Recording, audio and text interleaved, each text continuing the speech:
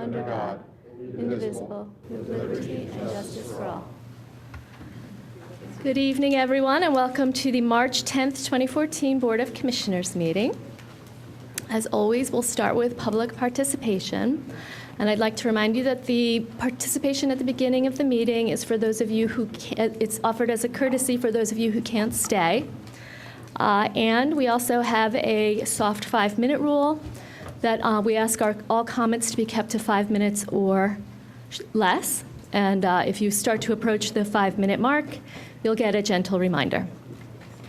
Okay, is there any public participation? All right, seeing none, we'll move on. I'd like to announce that we had an executive session immediately preceding this meeting on March 10th, 2014. All commissioners were present except for John Nagel, and we discussed matters of personnel and litigation. Next, the consent agenda. These are items that are perfunctory in nature and don't really merit debate or explanation. However, before we approve them, we offer an opportunity to anyone on the board or anyone in the public to call out anything they'd like discussed. So I'll do that at this time. Would anybody like anything pulled out on the board? I'll move the approval of the consent agenda. In the public? Okay, there's been a motion. I'll second it. All those in favor say aye. Aye. Any opposed? And it passes 6-0. Next, we have a presentation by the Delaware County Planning Department of the Bates Award to Cas Holloway for the land development and restoration of 40 Louella Court. I'd like to invite you up now to present that. Hi. Good evening. My name's Linda Hill, and I'm the director of the County Planning Department. And I am here today with Dennis DeRosa of the Plan and Ordinance Review Section. I wanted to thank you very much for inviting us here tonight to acknowledge the Planning Commission's 2013 Bates Award winner. The Delaware County Planning Commission established the Outstanding Land Development Award Program in 1980. Its goal was to encourage developers and municipalities to cooperate in providing a more efficient use of land and public services for county residents. In 1982, the program was renamed in honor of Middletown resident William H. Bates to honor him for his 17 years of service at the Planning Commission.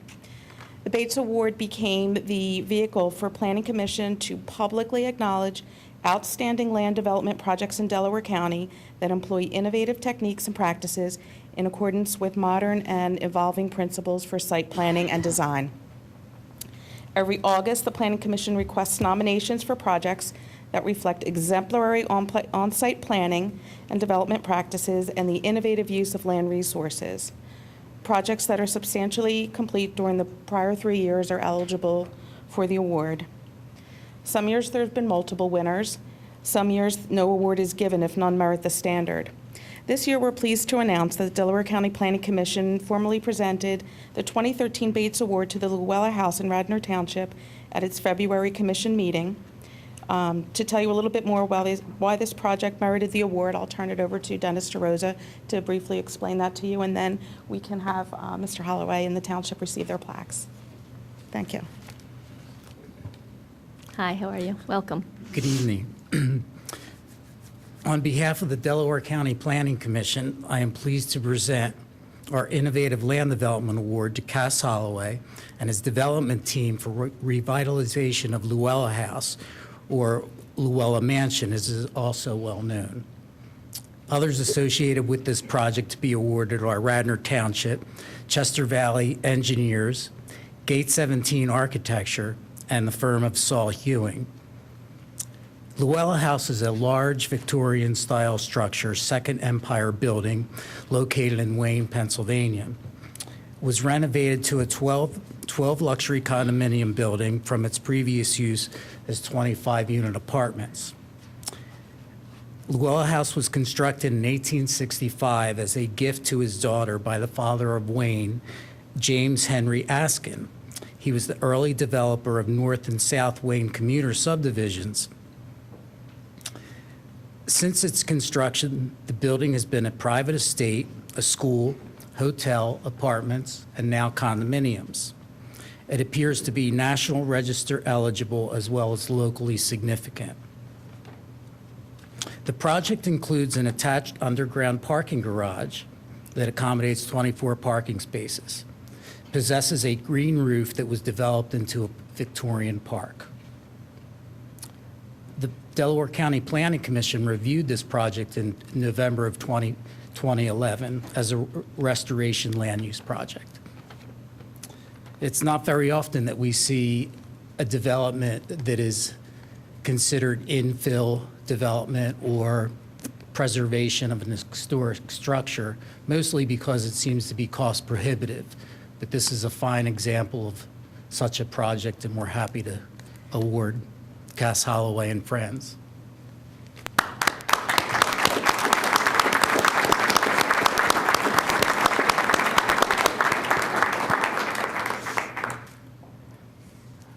Thank you Cass. very much.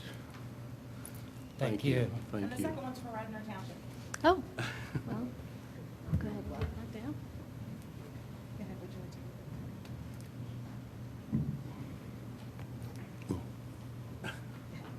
Very much. I'll accept that on behalf of the township. There you go. Thank you. And it's for the revitalization of Louella House, although we did no work. He did the work. Well, thank you. Thank you very much. Thank you Congratulations. so- Thank you.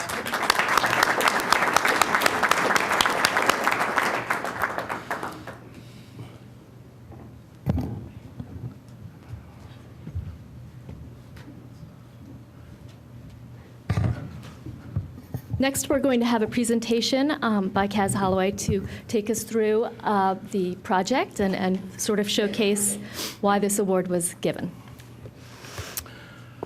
Wow. First off, I would like to thank the Delaware County Planning Commission. I started my building career in Edgemont, and I knew Mr. Bates personally. He was a great man. I'd like to thank the commissioners, Commissioner Spengler for introducing me to this exquisite property, President Schaefer for all your help during the planning process, and Commissioner Higgins, who we had many a meeting over the last couple years during the process. I'd like to thank the Township Manager, Bob Zienkowski, and his staff. I want to thank the Planning Commission, HARB, Zoning Hearing Board, and the Police Department, who kept us on the straight and narrow during the process. I want to thank our team, Gate 17 Architecture. Without their help, this would not have happened. Chester Valley Engineer, our civil engineer, and Dave Falcone, who championed 24 public hearings for us to allow us to start the process of the revitalization of Louella House. But most importantly, I'd like to thank our team at CF Holloway. Andy Pancoast, the project manager, who lived and I think slept every night at Louella House, and Lindsay Robinson, who handled all the logistics inside. And although she asked me not to, I'd like to thank my wife, Joan Holloway, who many a night she revved me up and got me back into the fight. And I don't mean that. I'm talking about the things we encountered in the building, not the process. The process was tough too, Cass. So if I also want to thank everybody in the immediate Wayne community, the neighborhood, and the Wayne Business District. I can't tell you how many people came up to us over the last year and a half while we were doing this project and thanked us and encouraged us. So I want to thank all of them.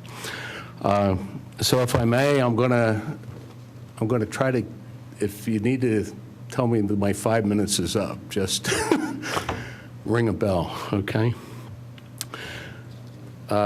I just want to make sure I think I have this down. The iconic Louella House building has always been a centerpiece of Wayne. James Henry Askin, founder of Wayne, had good instincts, building his home one block from the main line, rail line, into Philadelphia. Wayne blossomed and Louella House evolved. This was his mansion in 1867. This is the Louella House Hotel right here. This is the Armitage School for Girls. And of course, the Louella Apartments, which was its use up to just a year and a half ago, 2 years ago. Time took its toll, and the old girl needed more than a coat of paint. Renovating a beloved historic building in the center of a very popular town can be tricky. Emotions run high, and change, even for obvious reasons, can be difficult. No one doubted that Louella House, an 1867 architectural masterpiece, was ready for a serious makeover. An appropriate, solid residential use for the future was vital. These are all pictures of before we started the renovation back in May of 2012. Obstacles, there were many. Parking. Marry an underground green roof garage to an 1867 historic district building, and it worked. Replacing the gravel parking lot is a state-of-the-art 24-car underground garage, a green roof structure with park-like grounds above, unheard of in downtown condo living. These are all pictures of when we started the dig. That picture up on the left, right here, we did borings at the site. They all went down 20 feet. We were told there was no rock until we found 3 massive glacier boulders from the Ice Age that we had to hammer out. We couldn't blast because of how close they were to the neighbors.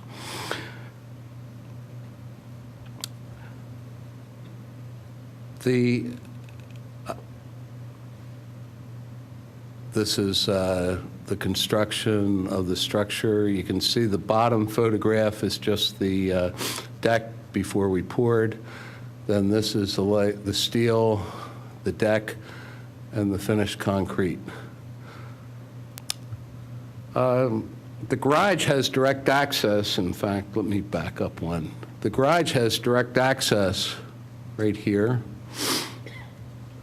into the lower level, which has a dismal catacomb basement that now houses common rooms with a fireplace, gym, mailroom, planning room, and 12 storage rooms. So that's what it looked like after we finished our demolition in the basement. And this is just a couple of the photographs, the game room with the fireplace and the planning room. The defining architectural feature of the Louella House building is surely its central tower. With its beautiful curved, heavily trimmed windows, mansard-style roof, stone and detailed dental moldings.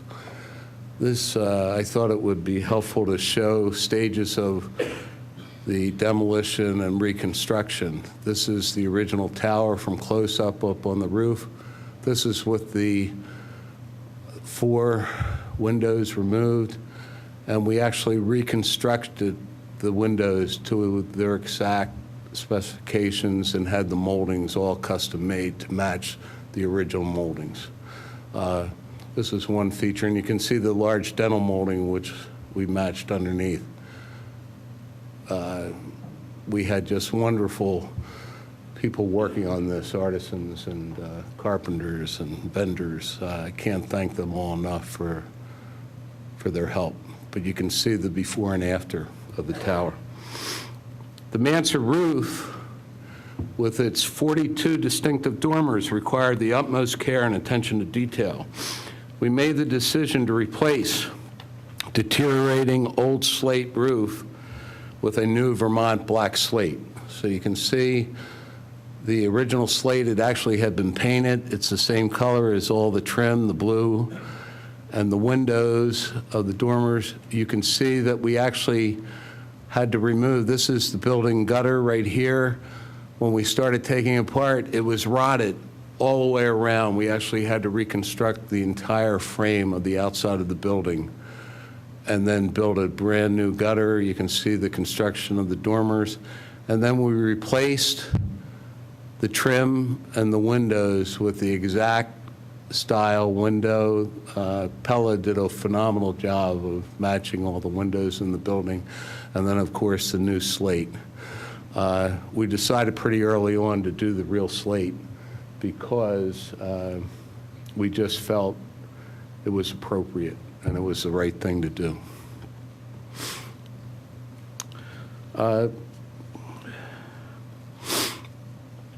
Recognizing their priceless value, we faithfully replicated the distinctive north and south porches by creating molds of the remarkable millwork-style trim.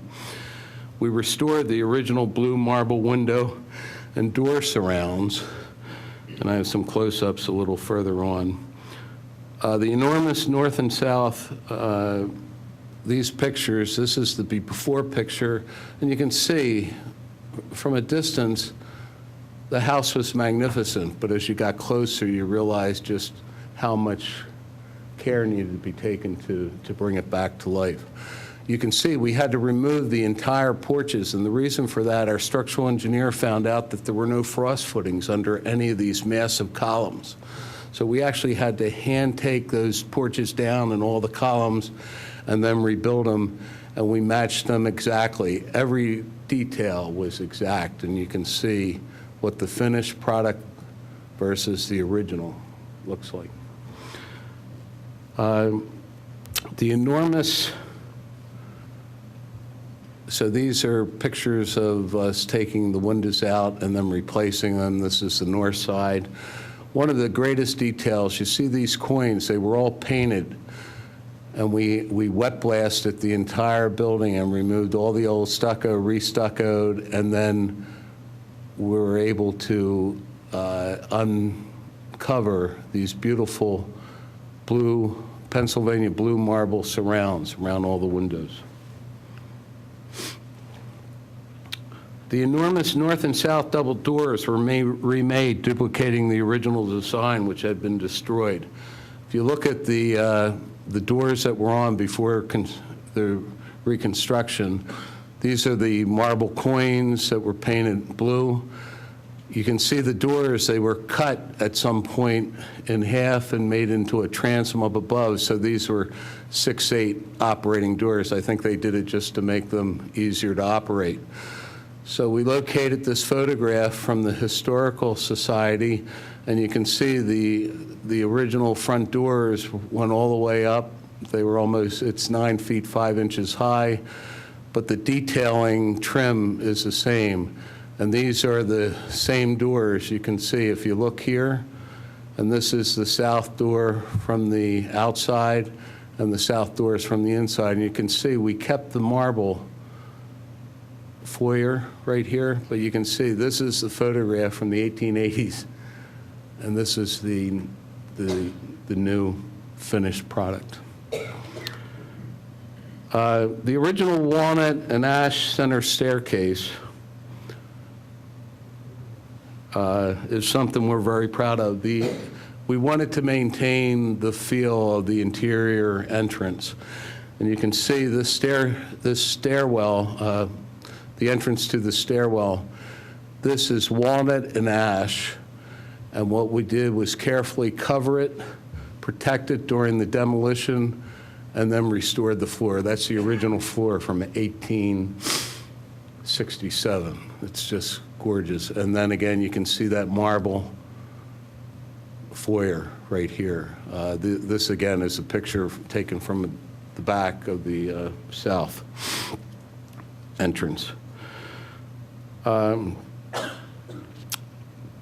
Piece by piece, and this was a lot of fun. Again, that's the south entrance. Piece by piece, The magnificent staircase balustrade was removed. We numbered each piece and had it sent to New Jersey, refurbished and reinstalled. Again, the picture tells the story, taking advantage of interior. If you look here, this is the original newel post that we stripped and refinished, but you can see how beautiful the staircase is. And this is all original. Our stair expert recommended that we not take the stairs out. We actually took the balustrade off, but because the stairs were original, we actually had to jack the stairs up and put them up in place. But they're all the original treads and stairs from the building. We also took advantage of a 10-foot by 10-foot skylight that was added when the building was made into a hotel, and we used that for the elevator shaft. You can see the elevator sits back right here, about 5 feet from the main entrance. Here's the beginning of the staircase right here. So it was really nice. We were able to locate the elevator in an area that was off the main hallway, so we weren't mixing new with old. Okay.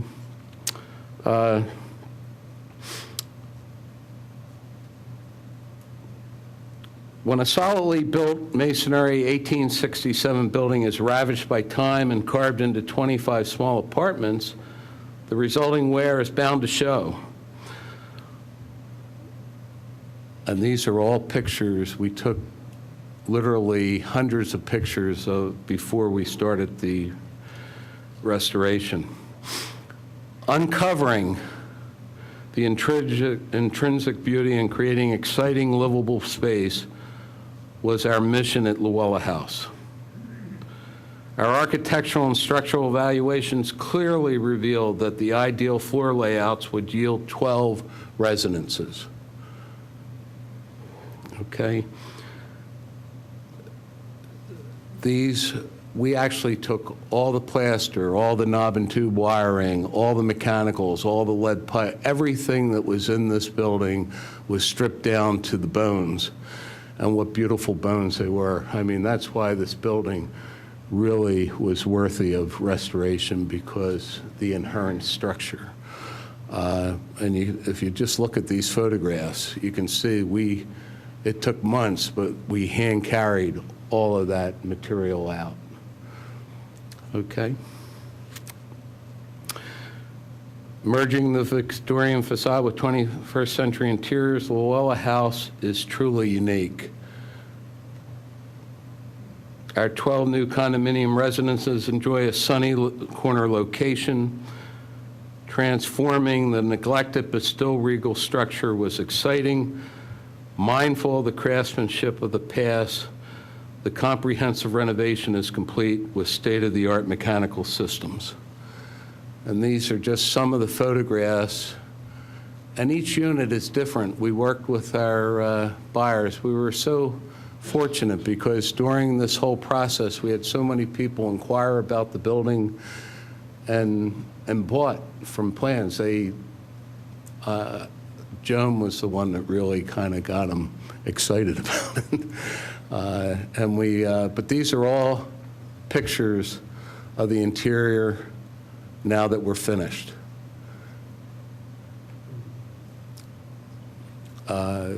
So each kitchen is unique in the building. Each unit is unique. This is one of our early owners that moved in November.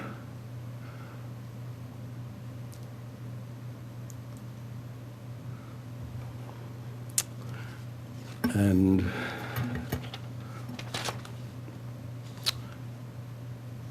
that is the Victorian garden and the east side after. And to finish, with 24 public meetings, it was a challenging process to navigate this project through Radnor Township. Happily, the result of securing a permanent residential use for the future that can be economically sustained in the lovely Louella Court Historic District neighborhood was achieved. The building, as I said, sold out. largely to longtime local Radnor residents who treasure their opportunity to be part of the continuing history of Louella House.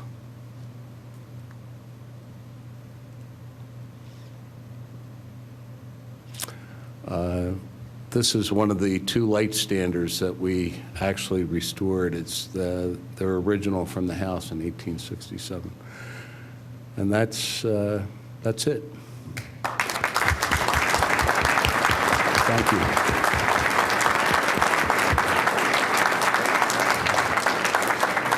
Thank you so much for sharing that with us. That was really fascinating and impressive, and a tremendous outcome. And we appreciate the patience it took to get through those 24 meetings and those many, many months. We have, as on all our new projects in Radnor that involve change, we have a very engaged resident base, which we'll see again tonight. And we appreciate the patience to persevere and make sure that the product that comes out in the end is the best thing for our community. And you did that. So thank you. I'd like to say something. Congratulations. It's a good project. I inherited the residents' opposition to this project in January 2012, which was the first month I occupied this first ward position after being sworn in.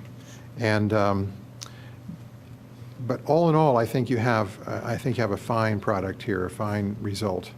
The residents, I think, are going to come around and eventually will like this and will appreciate what it's done to the neighborhood and to their property values. The main problem they had, of course, was the construction period. It was hell. As you know, as everybody in the audience probably knows, there's a semicircle around Louella House where we have some homes that were built mid-20th century and earlier. So there was no escaping the noise, there was no escaping the dust, and I'm still hearing from some of the people about the problems. But I think they're all going to come around. I visited there yesterday, and I got a feeling for how they view things, and all in all, I think it's good. One gentleman said that he likes that, what you did with the garage, the green space, for his view from his living room is to that green space. It certainly is preferable to the garage porch that you had on the surface in the beginning. But the fact that they're not all happy, I wouldn't worry about that. As every commissioner up here knows, whenever you have property rights at stake, most people are not going to be happy with change. And so, but eventually I think they'll come around. And I might ask the people from the Planning Department in Delaware County and the Planning Commission of Delaware County if they could help the township or the developer and the condominium association now get this property on the National Register of Historic Places. You have an employee, Beverly Barnes, in your planning department who helped us get the Wayne train station on the National Register. And I know she'd be very happy to help Mr. Holloway on this. But that's all I had to say, and I think you did a fine job. Thank you. Any other commissioner comment? Okay, we're going to go ahead and move along. Thank you again for coming, and thank you for presenting the award tonight. Madam President? Yes. Before you go into this, one item or actually 2 items. The first one is item B on the agenda. We'd ask that this be removed. I know there was some additional information that came in today in regards to the parking meter post removal and the installation, so we'd like to look at that further, as well as I know that Jennifer has informed me that another bidder that was on this project wanted to meet with me, but being in federal court for the last several weeks has precluded me from being able to do that, so I'd like to hear what they would have to say too as well. So I would ask that item B actually be removed from the agenda. That's fine.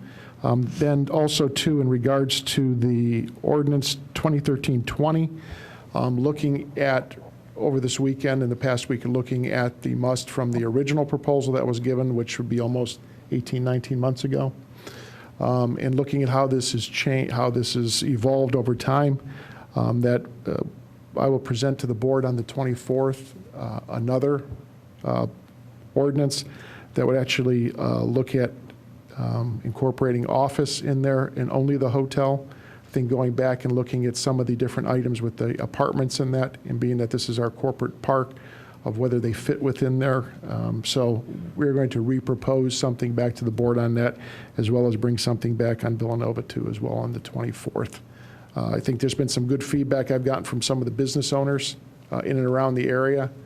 And I think it's been very helpful to look at this. So what we'd like to do is bring something back to the board on the 24th in regards to the must that would look at the density, but also would actually eliminate the option of the apartments in there. That's fine. You're not suggesting that we remove that and not discuss it. I mean, there's a room full of people here that want to, I'm sure, say a few words. I imagine they would, but I just wanted to let the board know that we will be bringing something back on the Okay. 24th that Great. addresses those issues. Okay. So- With that, Dom, will you introduce the item? I mean, is that what the board wants done? Well, we'll see. We're going to have a discussion, and we'll Okay. see. Why don't you introduce the item? What is that that we introduce? There's going to be a presentation on this, I'm assuming? Well, the way I was envisioning this happening tonight is we'll take 2 hours, if we need that much. At the end of 2 hours, if we're not finished discussing, we'll continue on the 24th or the meeting thereafter. At first, we will have, where we left this is we have an ordinance that the Planning Commission had recommended adoption with changes. We went through those this board went through those changes. We took some of them, sent it back to staff. They incorporated those changes, and that's where the ordinance stands right now. It's the ordinance from the Planning Commission with some of the changes that they recommended. Tonight, we will just be discussing that ordinance as it stands now, having just heard that it is 100% sure to continue to change. And Kevin Mr. Kochanski will go through that and tell us what our changes that we made have resulted in. Then we will have public comment. When we have public comment, we will invite the 3 landowners who are affected by this ordinance to come up first, and they will be able to, give their opinion on where we are and where they'd like to see it go. And then we'll have the general public. So if that's all right with the rest of the board as a plan of action for tonight? Point of order, Madam President. I thought that we had not yet completed our review on January 27th. Specifically, Commissioner Higgins had indicated that he had at least one proposed amendment that he had planned to make to the must at the next meeting, which was to be the continuance of our review, which I understood to be February 10th.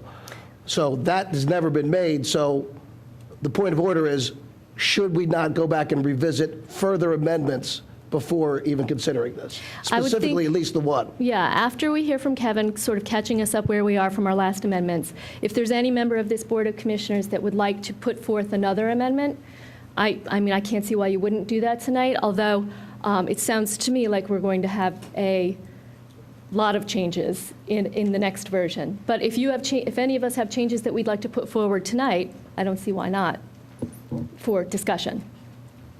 Okay? All right, Kevin, would you like to debrief us on where we ended up after our last meeting and the changes that we asked to be made? Absolutely. I can do one of 3 things. I'll go over, if Jim brings up the slide. The ordinance timeline is just a very brief overview of where we've been. It was submitted on August 7th, 2012. This is just a listing of all the various meetings. At your meeting on September 10th, you authorized this to be sent to the Planning Commission and the Comprehensive Plan Implementation Committee. They met with the Implementation Committee 3 times. They met with the Planning Commission 9 times, and then they've been at this board meeting, including tonight, 6 times. So it's just kind of a brief recap of where we've been. And then I'll go through the specific changes, and then I also have the spreadsheet that kind of outlines those and shows the deltas that from what we currently have to what we initially had to what the changes are as a result of the board meeting back in January. So the modifications that we made to this ordinance were only specific to those changes that the board authorized, with a very few minor exceptions. I'll go through all the changes. You did authorize it when there were changes that kind of had a ripple effect that were no longer applicable, that we make those editorial changes. We did do that. We did not make any other substantive changes to the ordinance. On page 1, this was one of those minor editorial changes. Once we made the changes, I worked with John Rice's office, and we went through it and I can't hardly hear him. Sure. So some of these changes were coming from John Rice's office as far as editorial changes that we made to the ordinance.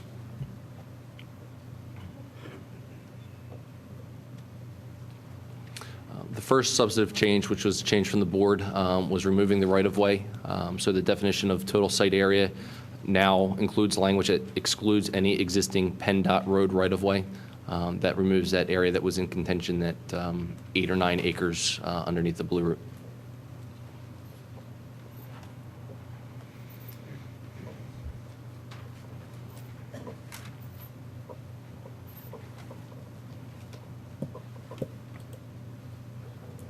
One of the changes that was also made from the board was the height. It was at 120 feet. It was then discussed to be at 105 feet, no taller than 105 feet.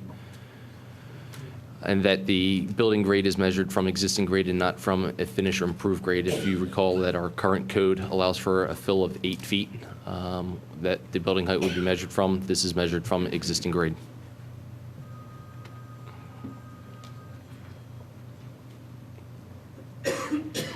One of the changes that we made that was not specifically discussed was that there was provisions in there for limiting the gross floor area of any one use to 400,000 square feet. As a result of the changes to the right-of-way, you do not none of the uses under the floor area ratios would exceed 400,000 square feet, so those provisions were no longer needed in the ordinance.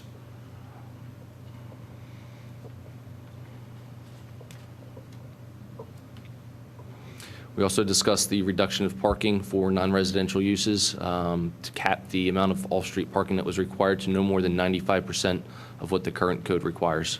Previously, it was capped at 105%.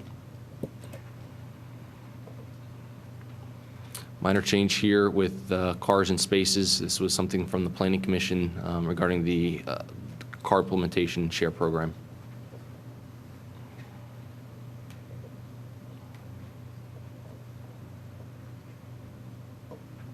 As a result of lowering the building height, we lowered the permitted sign height for illuminated signs. It was previously at 100 feet.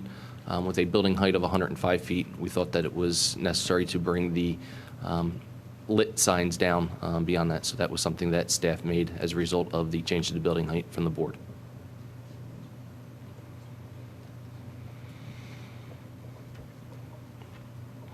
You discussed consolidating Category 2 implementation alternatives 1 and 4. They've now been consolidated into 1 here, and then you'll see that it was removed from number 4 previously.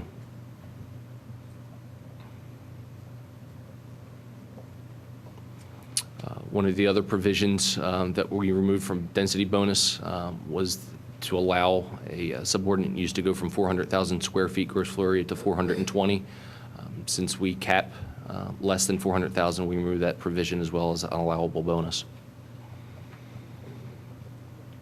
And I believe the remaining issue that was changed was to address the impact to the school district to utilize current data from the local region that is specific to the proposed type of dwelling units. And those were the changes that the board authorized us to make. Okay. Now, I think it would be useful to go through your projected chart. Yes, there it is.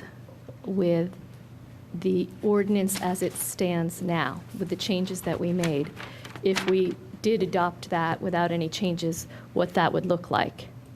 So this is, I spent a lot of time with this chart, so I know what all these numbers are, but I think it'd be most useful if you could just call out the ones that are most pertinent to that discussion. Sure, let me get this zoomed in a little bit closer so that we can see it.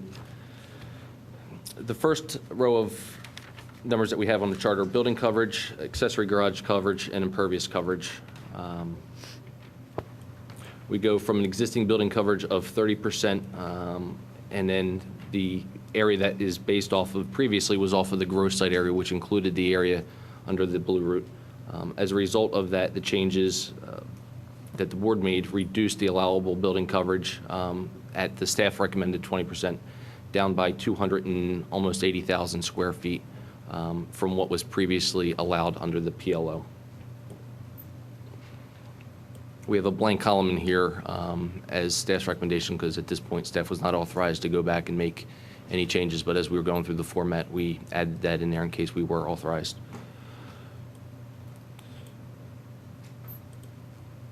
The accessory garage coverage, currently that is not regulated under the PLO. We propose to have a 10% coverage. Again, the reduction in the site area changed that from 210,000 to 175,000. So almost a 35,000 square foot reduction in the allowable garage coverage. The impervious coverage ratio, staff had previously proposed a 5% reduction from PLO district regulations. The changes that the board made took that down. Initially, it was 105,000 square foot reduction from PLO. Changes that the board authorized us to make reduced that further to 277,000 square feet of impervious coverage that would now be permitted less than what is currently under the PLO regulations.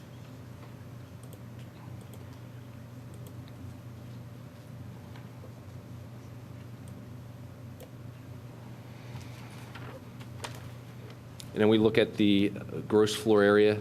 The first column, G1, is the existing square footage of what could be allowed under the PLO, and that's basically taking your building coverage times maxing that out by 3 floors. It's just a simple math formula. In essence, would give you a floor area ratio of 90%. And the next 2 columns, G2 and G3, are just approximations if you were only able to achieve 45% developability of your site, what that number would be, and then if you were able to be more efficient at 65%.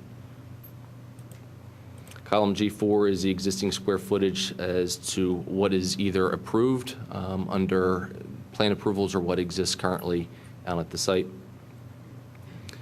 H1 is the initial must square footage of what we had for the individual sites. H2 represents the change to that as a result of the right-of-way change. There was 172,000 square feet of gross floor area that those changes reduced the total density by.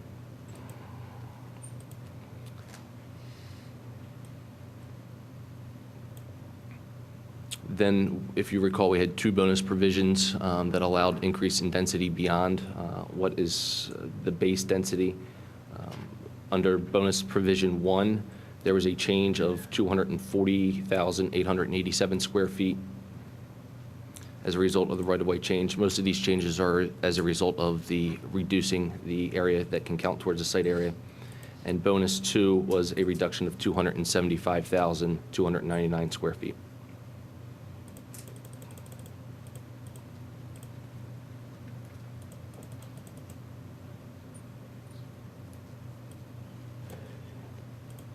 Then we analyzed the existing office use, or the office use that would be permitted under the must.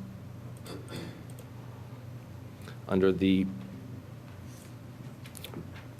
base scenario, the changes resulted in a reduction by 77,428 square feet under the base must ordinance, 108,399 square feet reduction under the bonus 1 category, and then 121,109 square foot reduction under the bonus 2 category.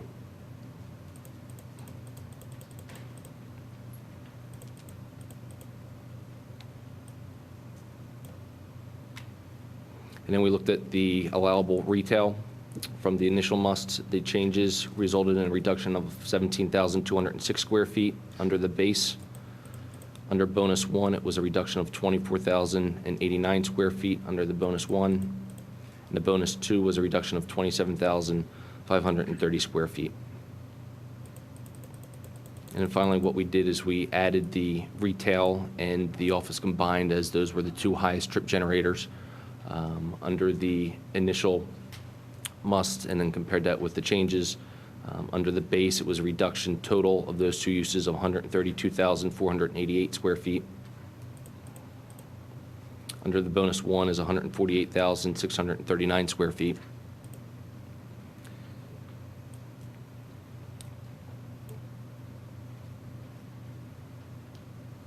I'm sorry, bonus one was 132,488 square feet, and bonus two was 148,639 square feet. And then what we did at each one of these, we provided an existing square footage so that you could compare what is currently existing and/or approved versus what the changes to the ordinance would allow.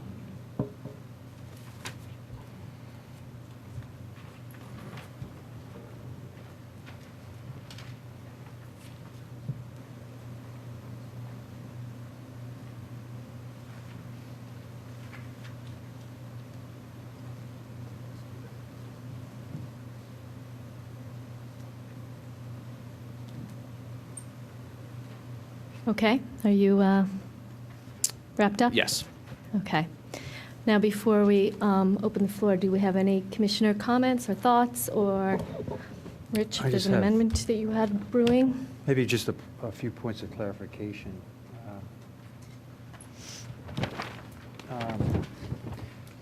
Also in our packet, we received a by right plan for this site. Oh, sorry. Also in our packet, we received a by right plan from the applicant. And on that plan, there are what looks like 5 structures with parking below ground and above ground. And I just want to compare the square footage of that one to, and ask the question, why, we're showing, and I'm sorry I didn't formulate this question very well yet, but Kevin, in your estimates, the maximum build-out under PLO regulations, so on your spreadsheet on K1, you're showing with the right-of-way, 1,893. I don't have that number, because when I read PLO, it does not allow use of the right-of-way. And the question is that number including right-of-way? There are 2 different calculations in the current PLO. There's the green area calculation, which specifically excludes right-of-way, and then there is the calculation that you could derive building coverage from, which does not discuss the right-of-way as being excluded. So there are 2 sets of calculations in there. When we calculated K1 specifically, and I'll get to that up on the screen. That is the building coverage as it would be based off of the total gross site area, which would allow an applicant to utilize the right-of-way in accordance with the current interpretation of the code. Do you have a calculation without the right-of-way? I do not, because the current requirements allow the right-of-way to be included in this portion of the calculations. Okay. I'll have to go back and read, because when I read, and again, I read this on the weekend, I tried to understand my read of it, and it's a lay read. I'm not a professional. So my read of it is that for building coverage, you're not to include the right-of-way. The commissioners voted to exclude the PennDOT right-of-way, but the way the ordinance reads, it doesn't limit it to just PennDOT's right-of-way. It says all right-of-way. So this may be a difference of opinion. So what would be helpful for me is to understand what the maximum build-out at that site would be, not including the right-of-way. And the reason I bring that up is that the applicant has submitted a plan that is far less square footage. And granted, it's their plan, it's their choice. But I would assume, the way I read the plan, the sketch plan, it implies that it's a maximum build-out, because I looked at the size of the buildings, the dimensions, the distance between them. They're 3 stories high, and I looked at the setbacks, and everything seems to be right at the limits of the ordinance. Although I didn't determine whether or not they're including the right-of-way or not. but their total area seems to be, excuse my squinting on this one. I think it's 572. It's just under 573,000 square feet, and we did not include that in the spreadsheet because as we were preparing the board packets, we had not yet received the final review, so. No, and that's fine. But I just want to point this out and ask the question, maybe you can elaborate. They're doing what I consider to be the maximum build-out, and it's 573,000 square feet, and you're coming up with a figure that's almost I'll say 3.5 times that, and I'm trying to reconcile the two. Sure. So- Well, our calculations are based off of, the numbers that I have in K1 are based off of purely a calculation standpoint. If you took the maximum building area coverage, which is not necessarily what you can fit on a site. Every site is unique in its configuration. Some sites are laid out perfectly where you can maximize that. Other sites have other site configuration issues that will limit the amount of development that you can get on there. Right, so the 1,893,000, that would be in a very ideal setting if everything could fit. But after you apply the distance between the buildings, the right-of-ways, the setbacks, and take into account wetlands, steep slopes, and all these other things, that number may be much less? Correct, the size and shape of the lot. Right. Sorry, the size and shape of the lot. Ultimately, you utilize that when you're doing planning to see how efficient you are being with your design. If a site from a residential standpoint the calculation could support 100 homes, you're only getting 10 on there, chances are you're not being very efficient. So that's why we did the 45 and 65% calculations, just as a method of trying to see what is reasonable in terms of development potential for a site. Okay.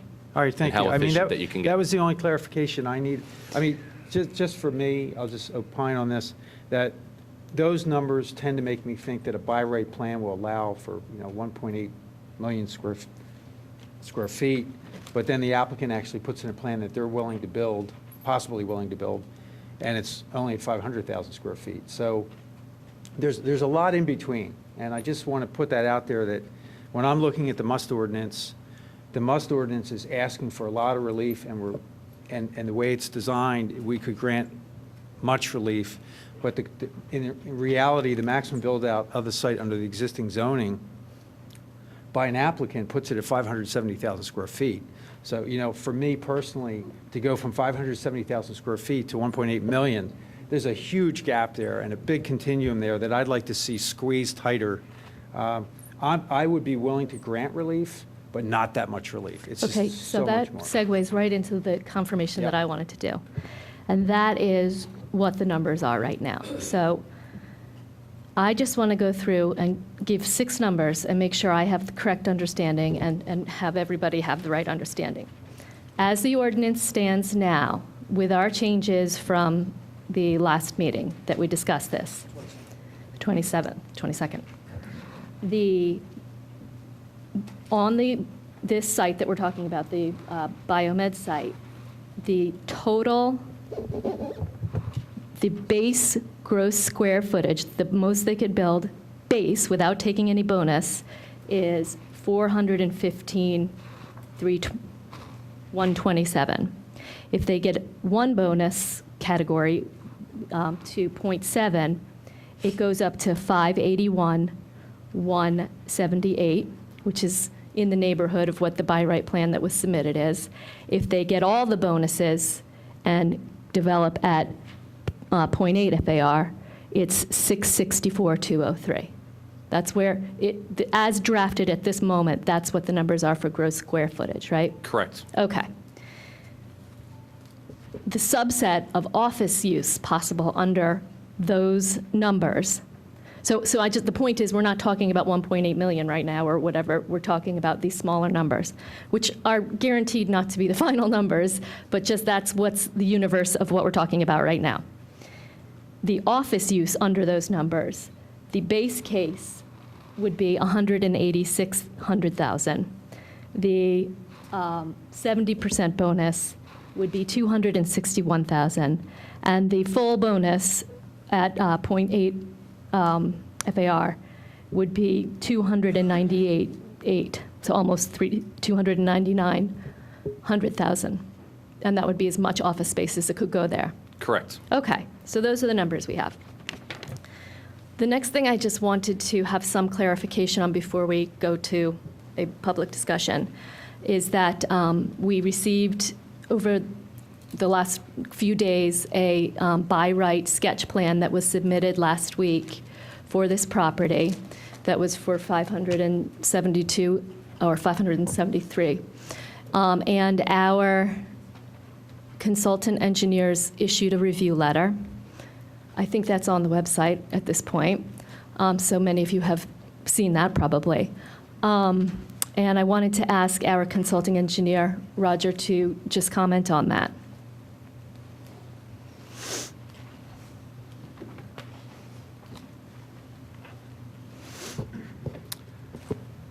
We reviewed the plan in accordance with the current PLO regulations with regard to setback and building coverage and the provisions for open space. We found that the sketch plan, by and large, met the current ordinance as submitted. Now, keep in mind that a sketch plan is not a full-blown land development plan, so during the actual design of that plan, if the applicant should go forward, things will most likely change, and they may get larger, they may get smaller once things are engineered. It's not an engineered plan, it's just a plan that gives an overall view of what can be done in the site at this level of design. Thank you. And I bring that up and call that out before we enter all of our discussion, because I think everyone's figured out that's a pretty important notion. It's a pretty important notion for us all to understand what can be built there by right, because that's what that is the reality we're working against. The building as it is now is not and the building vacant is not the reality we're working against. The reality we're working against is what they can do by right. So that's something we all need to feel comfortable with and establish, and then have a cordial conversation about how to deal with that development or some other development that we find is more palatable because we don't want all that office space. So that is, I just wanted to kind of set the discussion up with that background. Sure. Madam President? Anybody? Knowing that this is prelude of what will be coming, is the current space there is about 427,000 square feet. What you'll see come back is that should be what it's capped at. That's the maximum. So what currently exists today should be the maximum, going back at 427. So there is no increase within there. It goes back at that. So that's one of the things that I think I've heard a lot from businesses and some of the neighbors, is that it be capped at that area there too, and then use that mixture between hotel and office actually has the opportunity to be able to, again, maintain traffic and control that. I'm not following you. Please, could you ask them to speak up? We're having difficulty. Sure. I'm gonna ask Jim too, if Jim can turn the volume up on these. If we can, we'll try to get that up. Would you like me to repeat? So, I would like okay. you to repeat, because I didn't really get that. Okay, sorry. What you're going to see come from us, hopefully that's better, come from the administration on the 24th, is that the current site holds 427,000 square feet. That's where that should be capped at 427. So within there, that is the ceiling.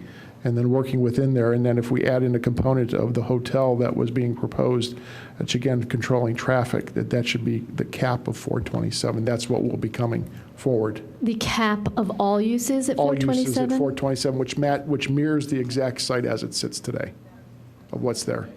So we think that would be something that would be good. Okay, thank you. You know what, let's keep this in order. We're all gonna, first we're gonna hear from the Challenges the basic numbers, so if you're using... You know what, really, I'd rather keep this in order to this meeting. Thank you. Okay, do we have any other commissioners that would like to make a statement or ask a question or? Yeah, I have one question.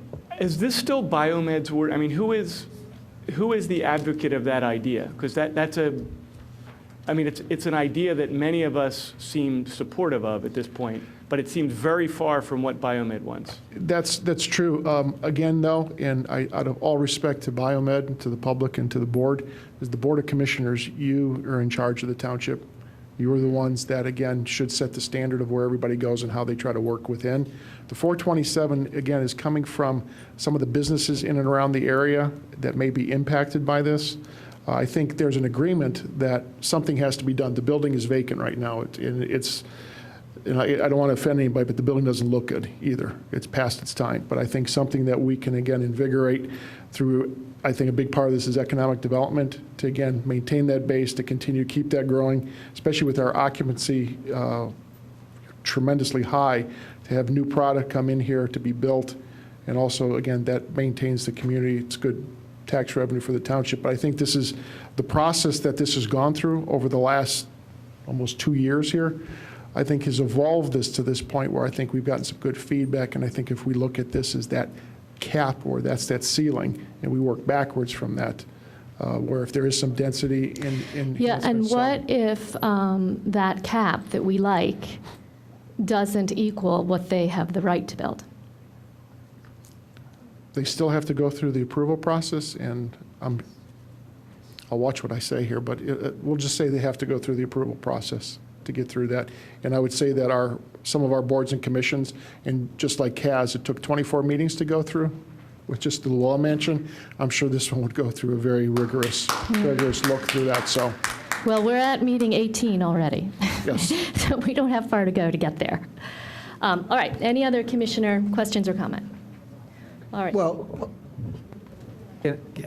My last comment, just to Bob's comment, we have to remember, and believe me, I tried to find notes, something to show me what happened before, but the existing site is 427,000 square feet because they went to the zoning hearing board, they went to the Board of Commissioners prior to us, and got approval to build bigger, but under the restriction that half of the space, about half, would be lab and half would be office. So this 427,000 square feet made sense at the time, but I don't know if I want to make that a cap. I don't know if it should be higher than that, less than that. I mean, the reality is that the applicants come to us with a number slightly higher than that. If we look at Kevin's numbers, with limits, excuse me, at a 45% build out, it'd be 450,000 square feet. So the reality is that the prior boards, the zoning hearing board, granted relief because a less intense use of laboratory space was to be used at that site. We're not talking about laboratory space any longer. Anything other than laboratory is more intense. So whether it's a hotel or an office, it's going to be more intense. Rich, did you have something? well, yeah, just a couple of clarifying points. First of all, I think John points out this million square feet number here is purely as what the site could support on a PLO basis. It's purely a notional number. It's just a calculation. It's nowhere near reality. So it's kind of doesn't really inform the chart. So I think that it should be ignored largely. As a secondary issue, it seems slightly unusual that we would get a sketch plan that would come in at this point directly to the Board of Commissioners. So I'm curious as to how that was done and how it was done so quickly, because we had a review and a letter turned around very quickly on that, and I don't think that's the typical way that this is done. Can anybody comment on that? Kevin or Roger? I can comment on that. It was not submitted directly to the Board of Commissioners, but submitted as an official sketch plan as any other applicant could do if they had something that they wanted to run through the planning process. It followed that procedure. It has not yet been to Planning Commission, but it was included in your packet tonight because it is part of the ongoing discussion in this ordinance. It is scheduled for the upcoming April Planning Commission meeting. As is with all sketch plans, it is sent to the consultants for review, and they issue the review letters accordingly. And Commissioner Booker, if I can follow up on that over here, Roger. My memo is actually addressed to the Planning Commission. Well, then, is this really ripe for us to review? Why wouldn't we wait? typically, we would get the Planning Commission to look at this before we would even consider it. So I think it's premature for us to even consider it. And the reason I bring that up, because it's a very critical component to this, as Elaine is alluding to here, well, she's not alluding to, she's stating directly that there's a by right plan for 573,000 square feet. And I don't think that that's correct. I think that that is something that would be under dispute. And I would also just point out that back about a year ago, I guess, we did get another by right plan, and the biomed folks were talking about a by right of 522,000 square feet at that period in time. So obviously there's a disagreement as to what the by right would be on this site. And again, in light of Bob Zienkowski's comments, I think it makes less of a difference, if any. But when we're talking about what the cap is on the site, we're framing the discussion. So I think it's an important item to discuss and to everyone to understand what are the parameters under which we're reviewing this ordinance. Okay, any other comment from commissioners? All right, would staff like to make any comment before we? I just want one point of clarification. Mm-hmm. Commissioner Fisher mentioned the zoning hearing board relief that was granted in 2009, Yeah. going from the 427,000 to the 475,000, which is the number we include. The relief that was granted for that plan was for office use. It was a building that contained office use. So there would be no change into the relief that was granted as part of that. Office is a permitted use within the district, from that standpoint. So relief wasn't granted for that building that was laboratory use. It was granted for office use. So under an all-office scenario, there would be no difference in the relief that was requested. That actually is a point of dispute, and I'm sure we'll hear from people who disagree with that. I think that Kevin's opinion is that would apply. Other legal opinion on the issue is that, as John pointed out, the relief granted would relate only to a combined use of laboratory and office, and that relief that was granted would not be appropriate in the instance of a complete site that would have fully one use of office. Okay, is there any other staff member that would like to make a comment? Okay, I am going to now invite up the three landowners who are directly affected by this proposed must ordinance. And I see Mr. Goodman in the audience, I see Biomed, and I see representatives from Brandywine.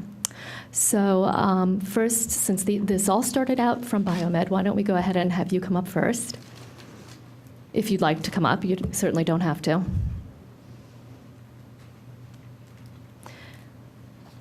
And for these three landowners, we will relax the 5-minute rule if you need more time.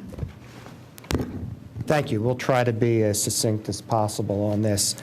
Just a couple items preliminarily. Biomed has an approved plan for 475,000 square feet. That approved plan provided for 246,000 square feet of office and 228,000 of research and development. You're going to hear evidence here this evening from John Wichner, the traffic expert from McMahon, and he will present numbers indicating that the must ordinance that we would like to see adopted regarding percentages actually generate less traffic than that plan. Now, I'm not talking about 475,000 square feet of office. I'm talking 246,000 square feet of office plus 228,000 square feet of research building. And we will show you numbers this evening indicating that the must ordinance would generate less traffic than that plan. And the reason for that, as John will explain, is because of the mix of uses.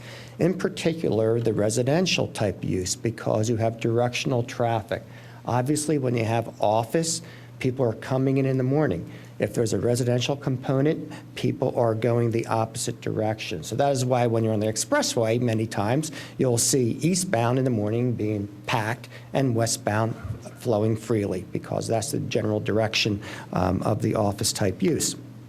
So what we intended to present this evening was basically evidence showing that The must, as we are proposing, would be a traffic-neutral ordinance, because we know that is what everyone has been concerned about. And the fact of the matter is, the must, the way it's worded now, is Biomed just would not build according to the must ordinance, because they can build by right, whether it's the 475 mixed office research, which is there now, which is permitted, which has been approved by both the zoning hearing board and this commission. They can build that by right. There's also plans before you, and I agree with Rich, it's not really here for you to decide this evening, that 572,000 square feet plan. That plan has to go through the planning commission, and it's just a sketch plan. It's not a plan for final approval, and it's right, it's not fully engineered. It would be a sketch plan that would go before the planning commission and come before you as a sketch plan. It's basically a basis to proceed after that. So I would like to present John. John can come up. His numbers basically have been approved by traffic engineers. The International Traffic Engineer Society has been approved by PennDOT. They've been approved by your own traffic expert. They've been approved on other occasions by Brandywine's traffic expert. So we think this is all very consistent. And what we'd like to present to you is basically showing you trip generation numbers based on that by right 400 compared to that by right 475,000 mixed office and research, and then the proposed must that we're proposing, showing that those numbers are actually less from Okay. a traffic generation standpoint. Nick, could you please clarify the must that you're proposing? You have your must Right. ordinance right now Right. without any change in percentages.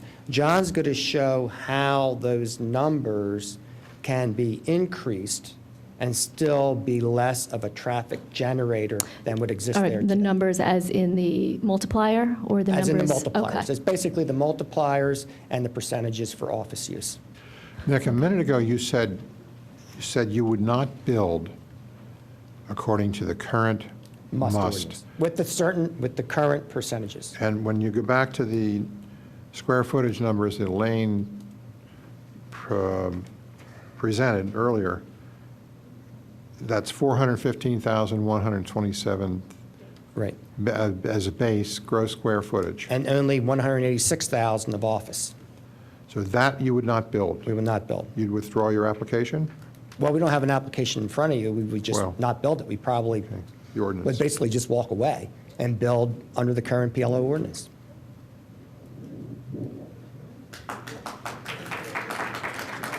Be happy to do it. John? Why don't you proceed with the traffic numbers? And could you just make sure you clarify what the square footage you're talking about and how you got there when you go over the numbers? Absolutely.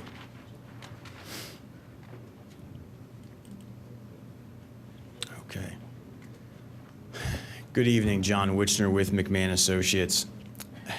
We heard a lot tonight about square footages, and I just want to take a step back to talk about traffic, because I think that's why a lot of us are here tonight. Square footage and density do not equal traffic. 1,000 square feet of office does not generate the same amount of traffic as 1,000 square feet of a residential use or hotel use. And so, and I know we've been through a lot of this before, but when we want to take a step back again and talk about a philosophical approach in terms of a traffic neutral approach that has been suggested by others in the past. Taking a look at specifically the Biomed parcel. As Nick discussed and was discussed here before, in 2009, we have an approval for an office and R&D site plan. The office space is 246,000 square feet, and the R&D space is 228,000 square feet, and some change for both, totaling just over 475,000 square feet. In the second line on this slide, which discusses the approved 2009 office plus R&D space, the trip generation, utilizing a number of different methodologies supported by the Institute of Transportation Engineers, supported by PennDOT on many other similar projects with these land uses and square footages, based upon assumptions and methodologies that have been preliminary approved by the Township's traffic consultant and typical industry standards. We see during the morning peak hour 528 entering trips and 86 exiting trips during the morning peak hour, and in the afternoon peak hour, 92 entering trips and 481 exiting trips. As expected, on an office or an employee standpoint, it's a heavy load in the morning coming into the site and a heavy load in the evening exiting the site. We want to take this approved 2009 plan as a baseline for anything further that we're looking to do here. And we highlight these numbers in red because that is, again, the highest directional traffic volumes that we're looking at under the approved plan.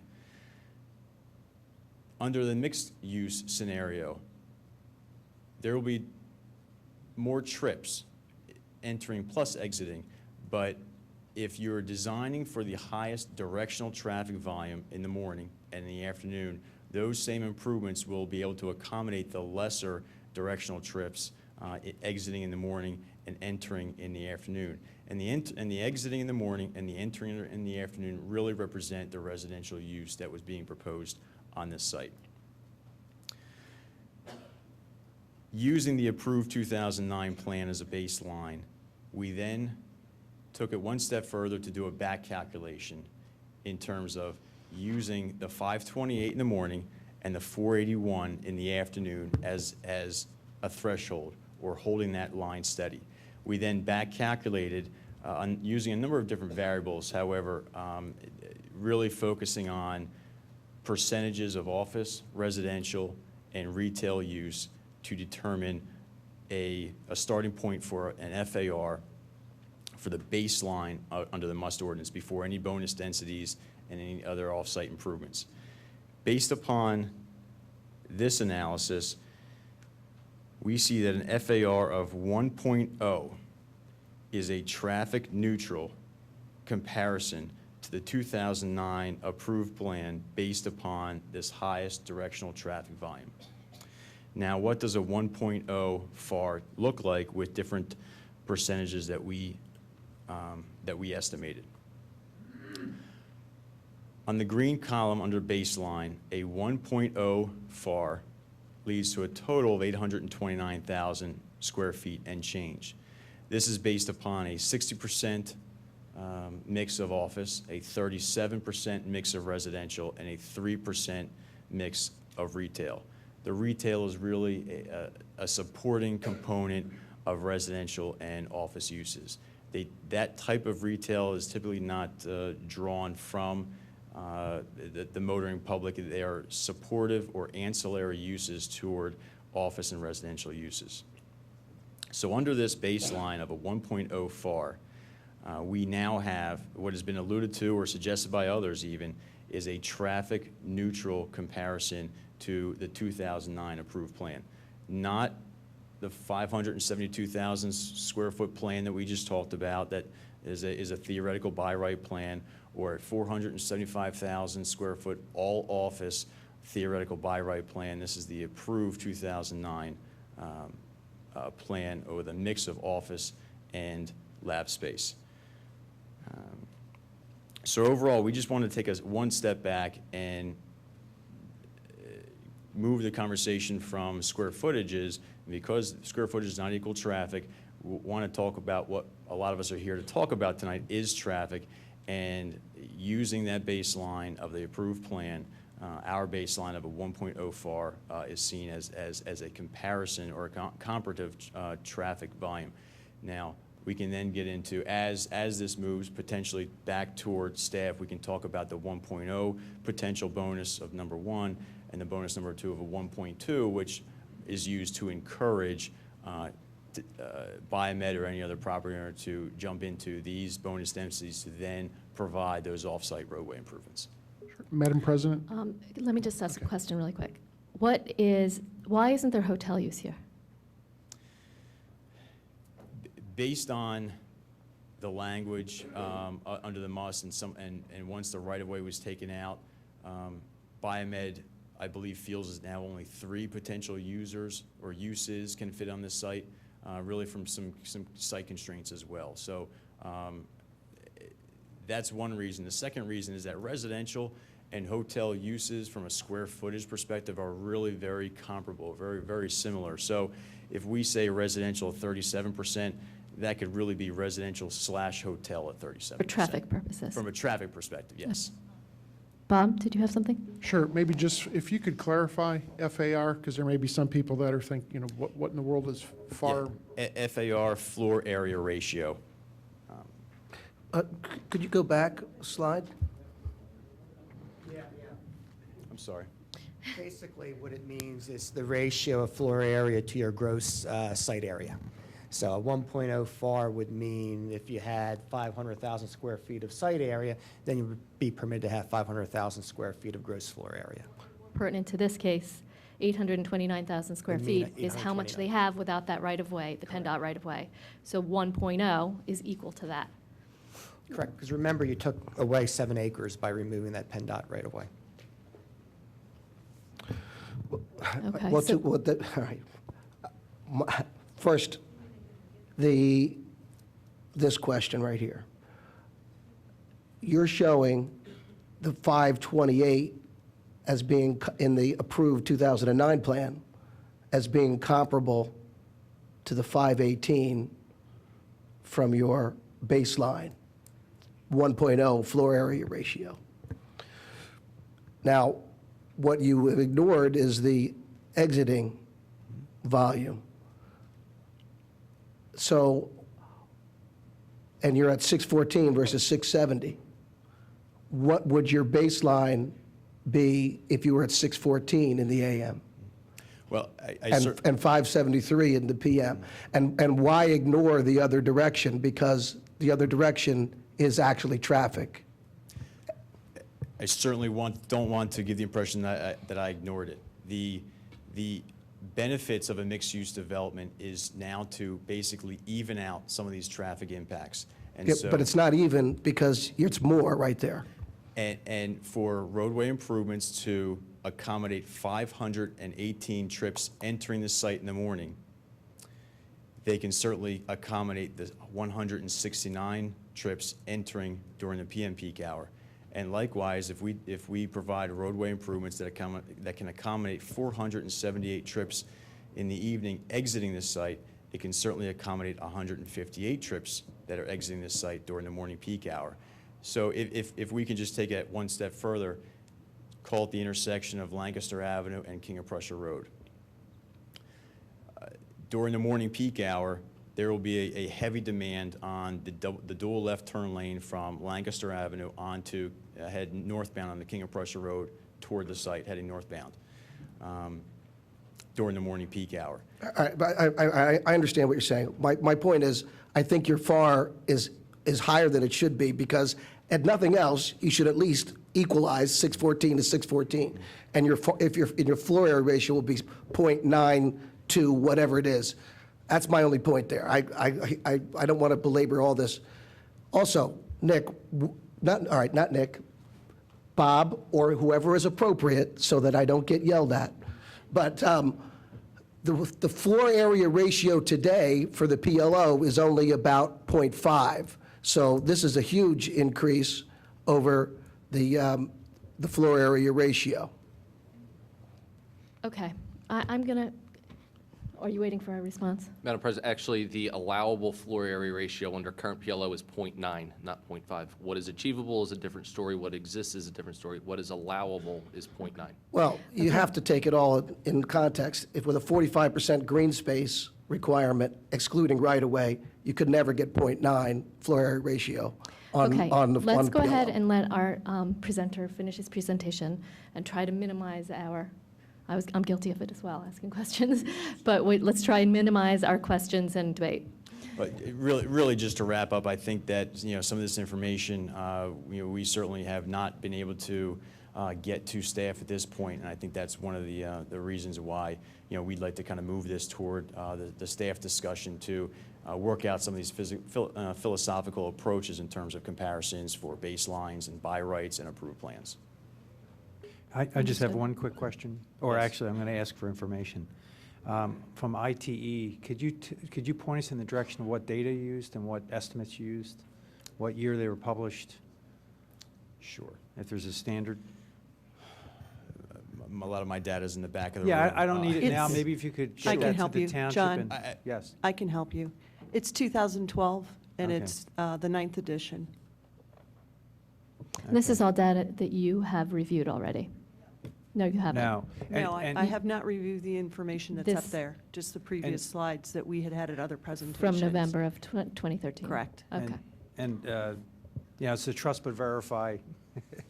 The way I understand that data, it's empirical data that was collected from various sources throughout the country.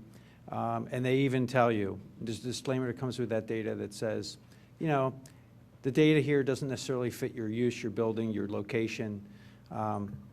My concern, with these estimates, and I think a lot of the public will agree with what I'm about to say, is I'm an engineer as well, and I love looking things up on tables, but the reality of life is always a little bit different than what you find on a table. And my concern is that these estimates, whether they're high or low, they're just not necessarily what we're going to see. And I just want to make sure that we look at these estimates that you've provided us. Staff, of course, when you submit a final plan, they'll obviously go through it. But, the concern here is that these estimates are estimates, and what most of the people that live here experience is reality. So they're living the empirical drive every morning trying to get to work, so as well as I am. So- Okay, thank you. All right. Do you have other materials that you're presenting tonight from Biomed? No? Okay. I'm going to go ahead now and invite any representatives from Brandywine who would like to make any statement or be heard tonight.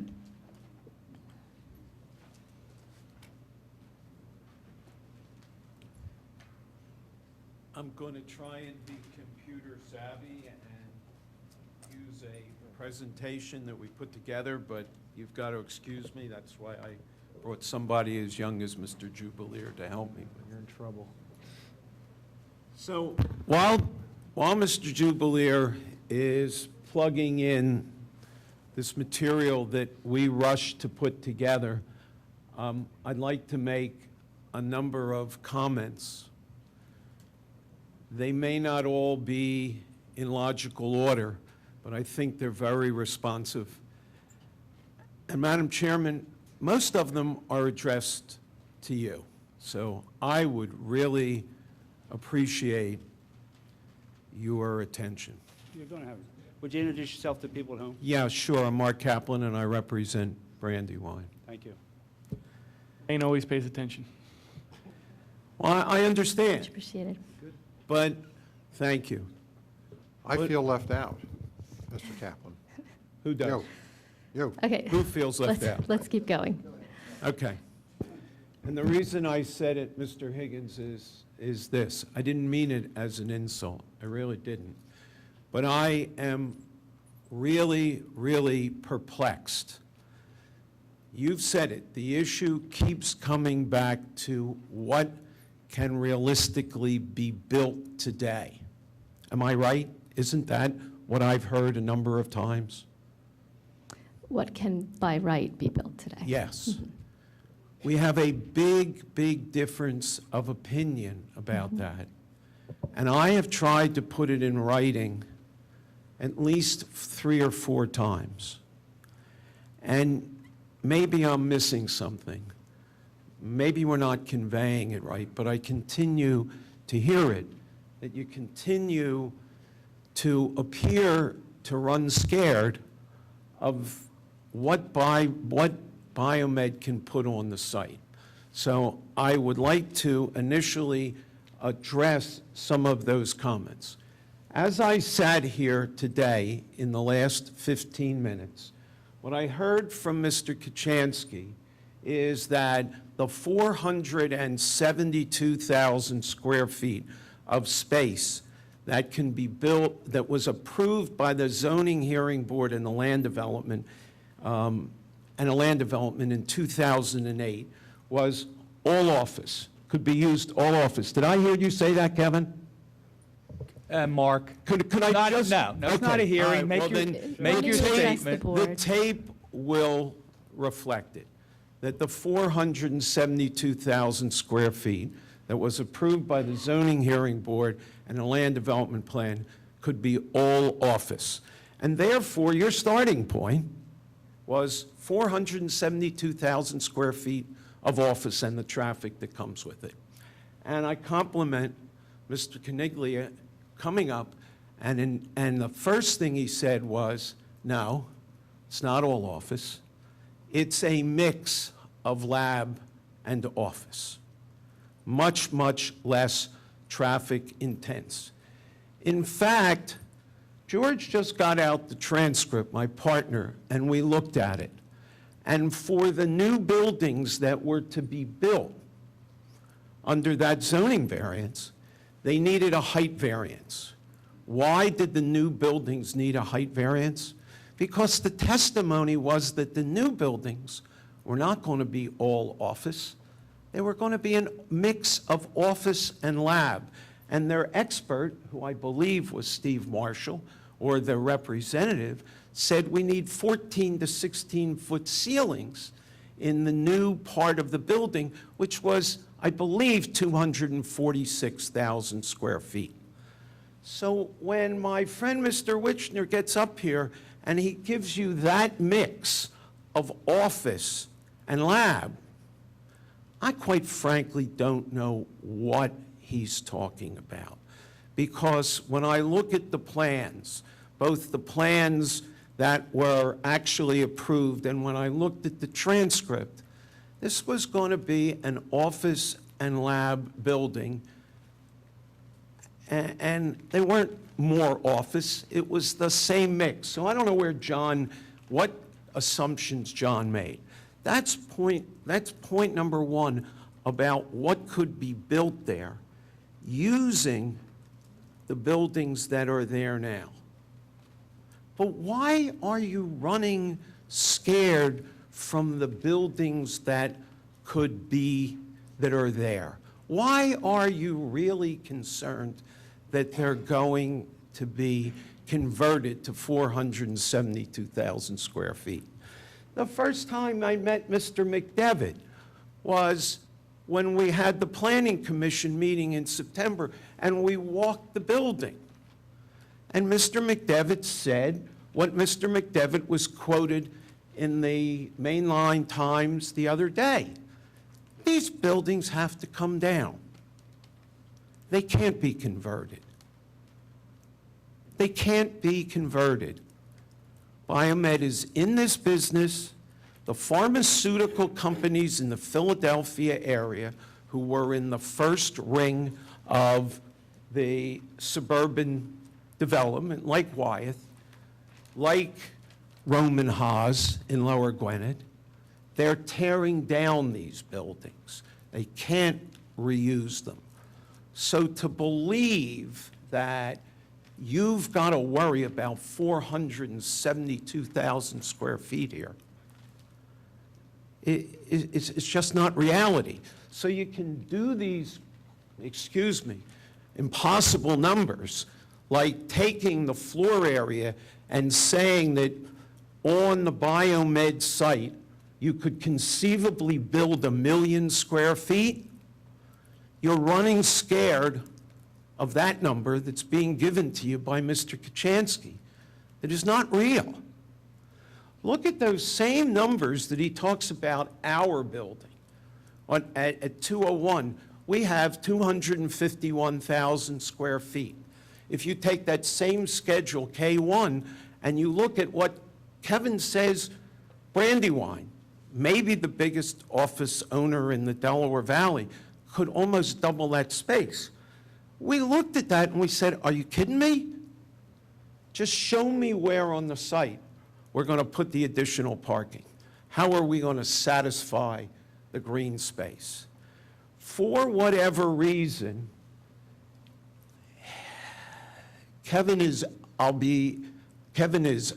grossly overestimating the amount of building that can be built or redeveloped there. Now, let me move on to the next thing. You asked me to come up here because I represent one of the 3 property owners whose zoning would be affected by this zoning. And that's right. But that's not the way Brandywine has been treated. Up till tonight, and I thank you, Bob, for your recognition of what we have been saying, we have felt like a terrible, terrible outsider. We haven't been included in the process. We've been excluded from the process. After the January meeting, I wrote a letter saying that if there were any more meetings about an ordinance that affected our property, we wanted to be included in those meetings. I got a letter back from John Rice saying, oh no, you're not entitled to.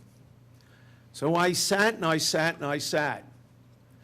And until Friday at like 5 o'clock, we didn't even know there was going to be a new version of the ordinance. Why? Not only was there a new version of the ordinance at 5 o'clock, 2 months later, with, as Kevin says, minor changes. Why did you get it at 5 o'clock on Friday? And why did I get it on 5 o'clock on Friday? I just don't understand it.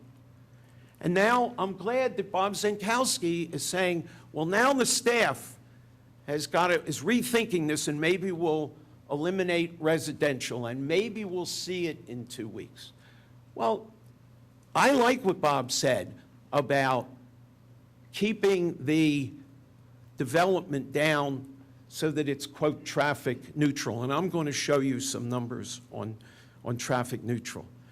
But I want this board to understand something. I have the Township engineer's review letter that we got later on Friday from Roger, dated March the 6th. This is the review of the biomed plan that I think I just heard Kevin say was submitted last week by Biomed, and that's why you got it so late. Well, that's not what Roger Phillips' memo says. It says that it was date accepted February 3, 2014. You probably don't have that. I got it late on Friday. There is something for you to raise questions about. That plan could not have been submitted as late as it was, as we're told, and have been reviewed and a review issued by not one engineer for the township, but for 2 engineers. So this process, for whatever reason, hasn't been running out in the light. And John Wichner, when John Wichner said, as I am sitting here a couple of minutes ago, oh, let's get past these numbers. I want to go work it out with staff. Well, guess what? It affects my client's property. This is not a biomed ordinance, hasn't been a biomed ordinance. I thought at one time that this was a commissioner-driven ordinance. I sat here and I listened to a 4-3 vote a couple of times as whether it should even go to the Planning Commission. But it's gone along, and in January, you said make these changes. And we came here and we spent a lot of time and a lot of work, and we're here tonight, and it sounds to me, and I guess I'm happy, but I haven't seen it yet, that the township manager is now saying, oh no, let's bring it all down. I hope that's what happens, that we do bring it down to a traffic neutral ordinance. I'm going to, Jeff, come here and help me do this. What do I do to move this? Page down. Pardon me, down. Page down. Okay. Well, I'm not going to, we've gone through this chart. This is Kevin's chart. I'm not going to spend any time with Kevin's chart. But I do want to make sure that you understand something. The 2008 plan was approved. Biomed came in a couple of months ago, gave a plan to Mr. Kochanski, and he issued a determination letter that, as he said, 475,000 square feet of office could be built. We took an appeal of that determination because we didn't believe that there could be 475,000 square feet for the reasons I said. And we went to the zoning hearing board. And the night we got there, Mr. Nelson, Mr. Rice's partner, said that the township, let me see, here's what was said. The township would like to move this particular appeal be dismissed because we don't feel it raises that the zoning hearing board has jurisdiction over this particular appeal. The appeal asks for an advisory opinion. It also, we believe that the applicant, that's Brandywine, is not an aggrieved party because what is being appealed is just an opinion made by the zoning officer that has no practical effect upon either the applicant or Biomed. And my partner, George Brosman, said, I don't want to be difficult, but I have to be very careful here. The stakes are high. As I have said, I haven't heard anybody say that they agree that this is not a right to build 475,088 feet of office on this property. I haven't heard that from anybody. Well, Mr. Caniglia's letter and Mr. Feynman's letter told you on Friday that the zoning officer's opinion is in full force and effect, and there is an approved 475 of office. So let's see what Mr. Nelson said. I have said that. I disagree. I flat out said they can't. Now, why am I showing you that? Because you're running scared of a 475,000 square foot all office plan. And I'm sorry to belabor it, but that's not true. That's not what you have to deal with. Now, let's take a look. I'm going to come back to this because this is the most important chart. But I want to show you what we think on the Biomed site with this plan that was just submitted. This is the plan that was just submitted. And what I have been able to figure out in a short period of time, that you see where it says just above Building A and just above Building D. Hey, Mark, is this the sketch plan that you're now talking about? Yes, it is, John. Yeah, but that's not in front of the board. Mr. Booker. Excuse me. It's not in front of the board. Please. It's a sketch plan. I don't need to be attacked by you again. I'd like to get my point out. This is the first time I've said something. No, and I'm not attacking you. I'm just trying to. Okay, why don't you continue this line, but it's already been 15 minutes, so I'm not. It's already been what? 15 minutes, and 15 minutes, Okay, and I'm well- just asking you to move Well, I'm along gonna- as quickly as you can. I am, but as I said in the beginning, it's all about what can be built there. And I just want you to understand that when you look at these drawings that you got on Friday, that row behind the Building A, that's 2 levels of below-grade parking that we don't think complies. We haven't been able to fully analyze it. But really, who's going to build 2 levels of subterranean parking for 2/3 of the parking spaces to serve 5 buildings? That's the more difficult one. You have in your ordinance a limitation of a building. Any one surface is 160 feet. Well, I couldn't figure this out because all these buildings are 320 feet long. This plan does not comply with your ordinance. This plan is a sham. There are little cutouts if you dig through, and what they're telling you is we can have a building that's 320 feet, and if we put a little cutout in that, it becomes 2 buildings. And therefore, we can have these long, long buildings. You have my letter of today. Our analysis of this plan with all the below-grade parking is a maximum of 384,000 square feet. And we've only been able to look at that in the last couple of days. There is a plan that we've given you a number of times that Dennis Glacken prepared. This is what we believe is the true build-out on this site under the existing PLO ordinance of 267,000 square feet. And it requires the construction of 2 4-story garages. That's very expensive. I don't know whether that can be done, but in our view, that's the true build-out. Okay, so that's all preliminary to what I think is what the chairman really wanted John Wichner to look at. And this is, I'm sorry, I want to get to the traffic analysis based on what we think are the alternatives here.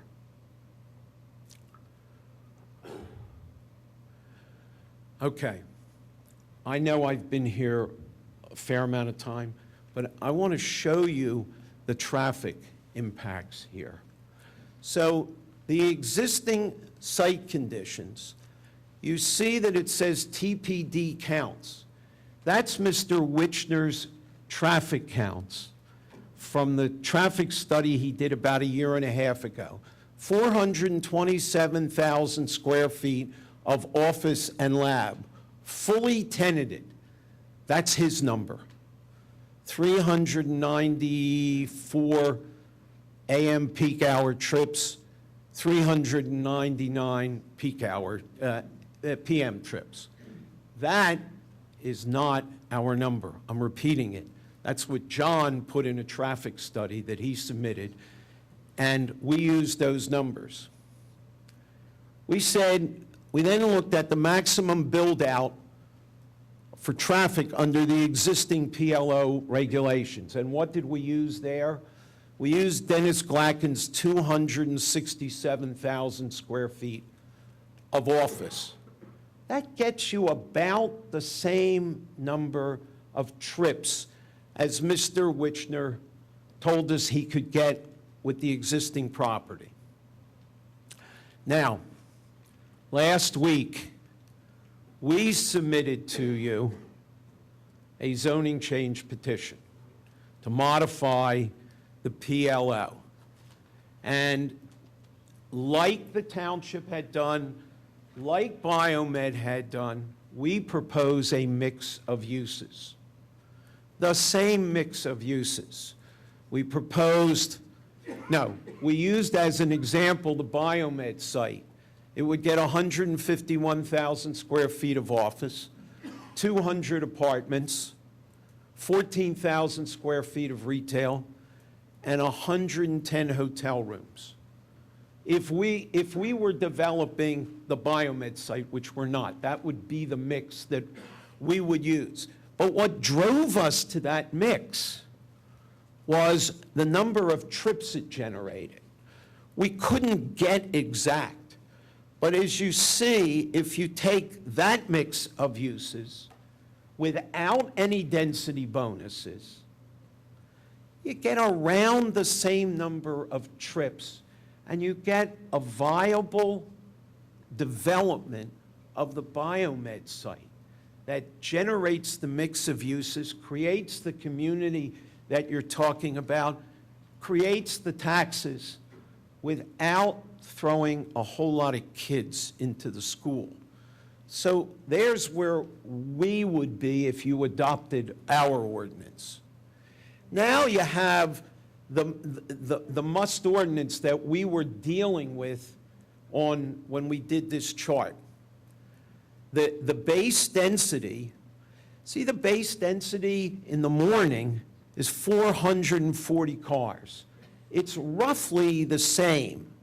I mean, John, you said it, 440 and 392 are the difference is statistically insignificant. The science is not that good. What we do see is that you have an increase of a couple of hundred cars in the AM, in the PM peak.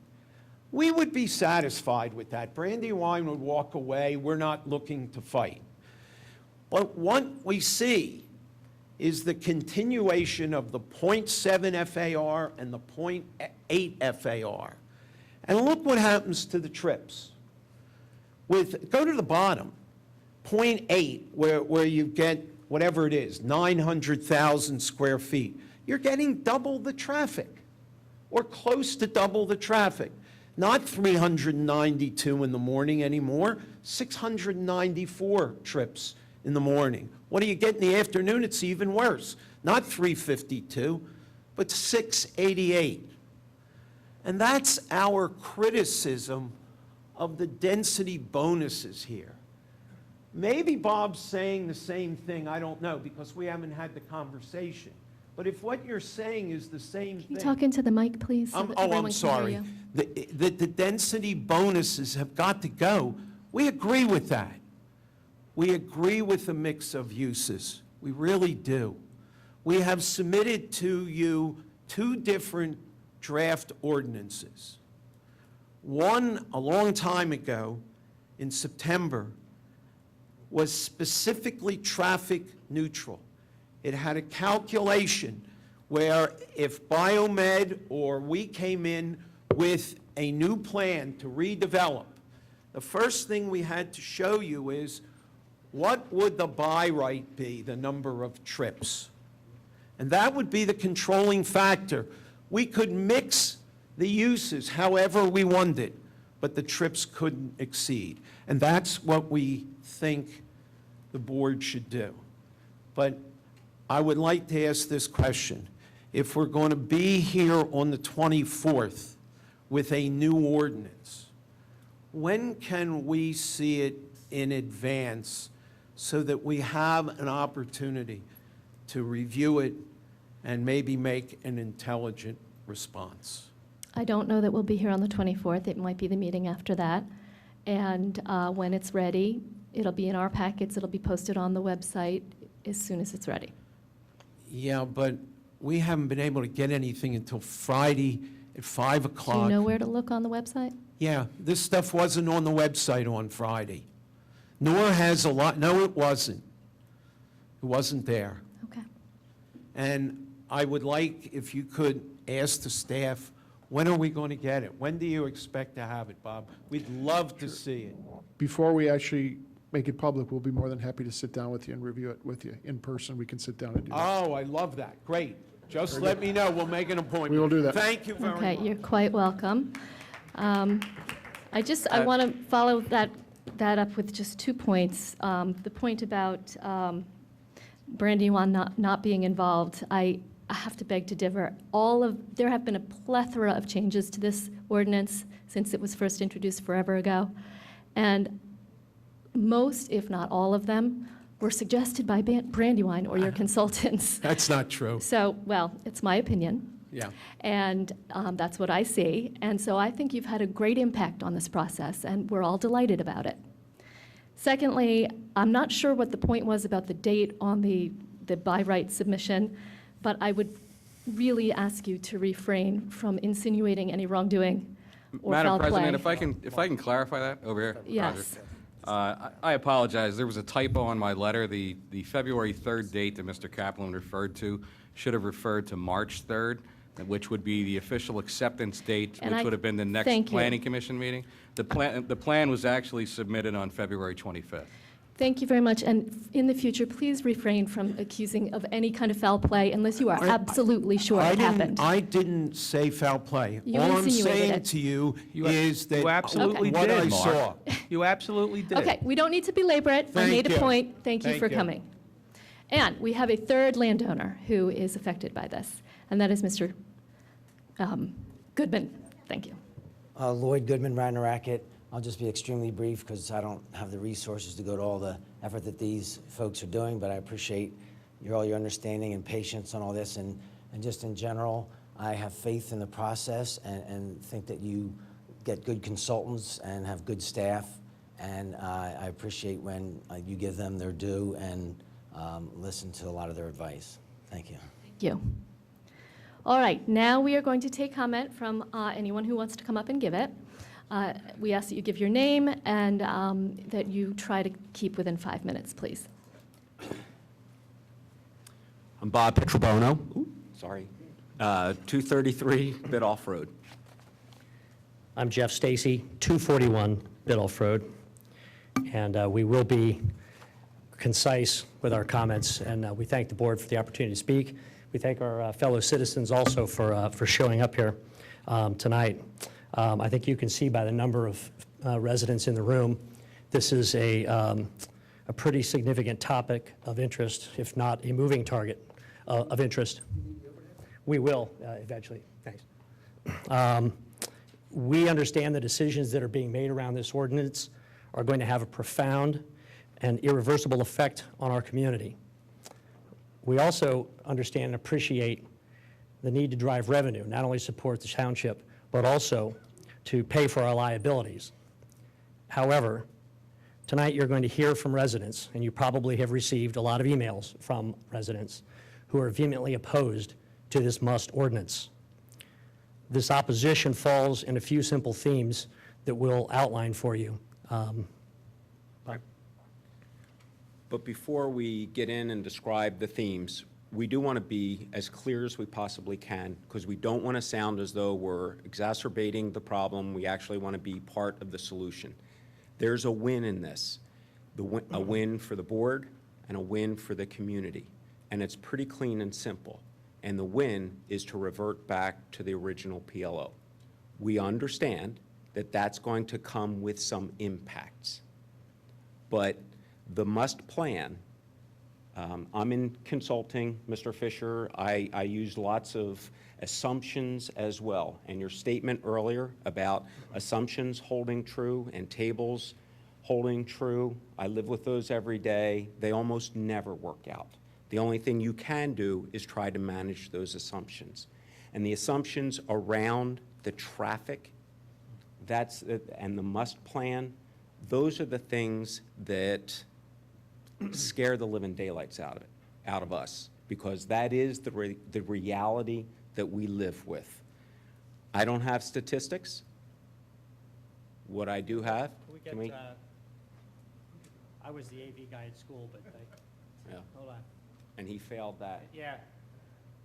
I don't have statistics. What we did do is we hired a photographer, somebody to go out and take pictures of the Congo line that goes up King of Prussia, beyond the high school to Matson Ford Road. That's our reality that we deal with every day when we take our kids to the high school.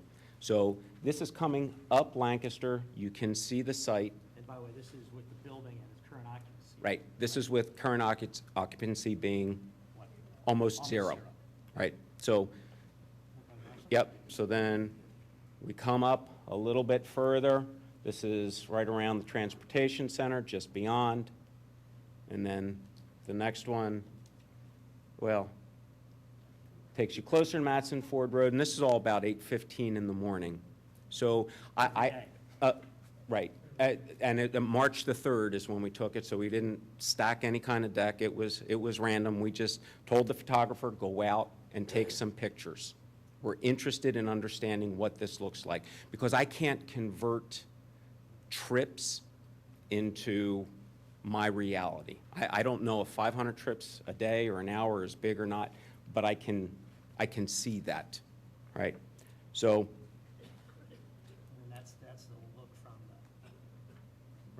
And we don't need to belabor the point.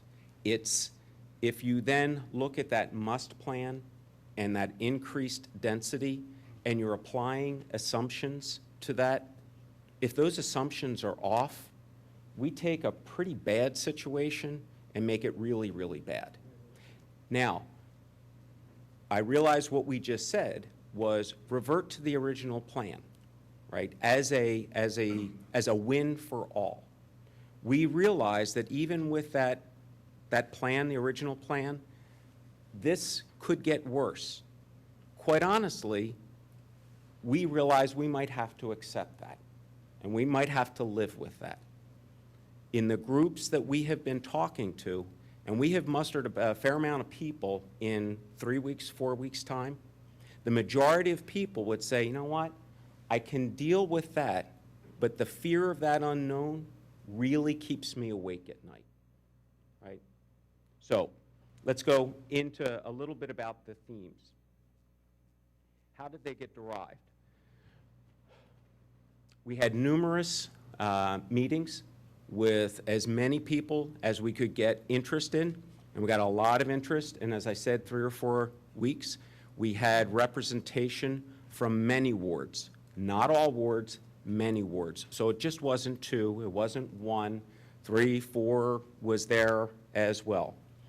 And I will pat ourselves on the back, the fact that we were able to get ourselves as organized, voice our opinion, and be able to roll them up into themes in 3 to 4 weeks, given the fact that we all have kids, we're all out on soccer fields, and we have to... And jobs. Right, and, well, I rely on my wife's income, so that's not true.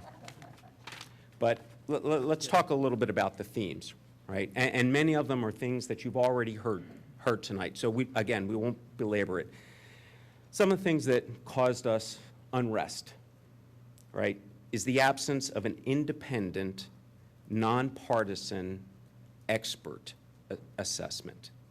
And some of the, again, just some of the assertions didn't pass a sniff test to us.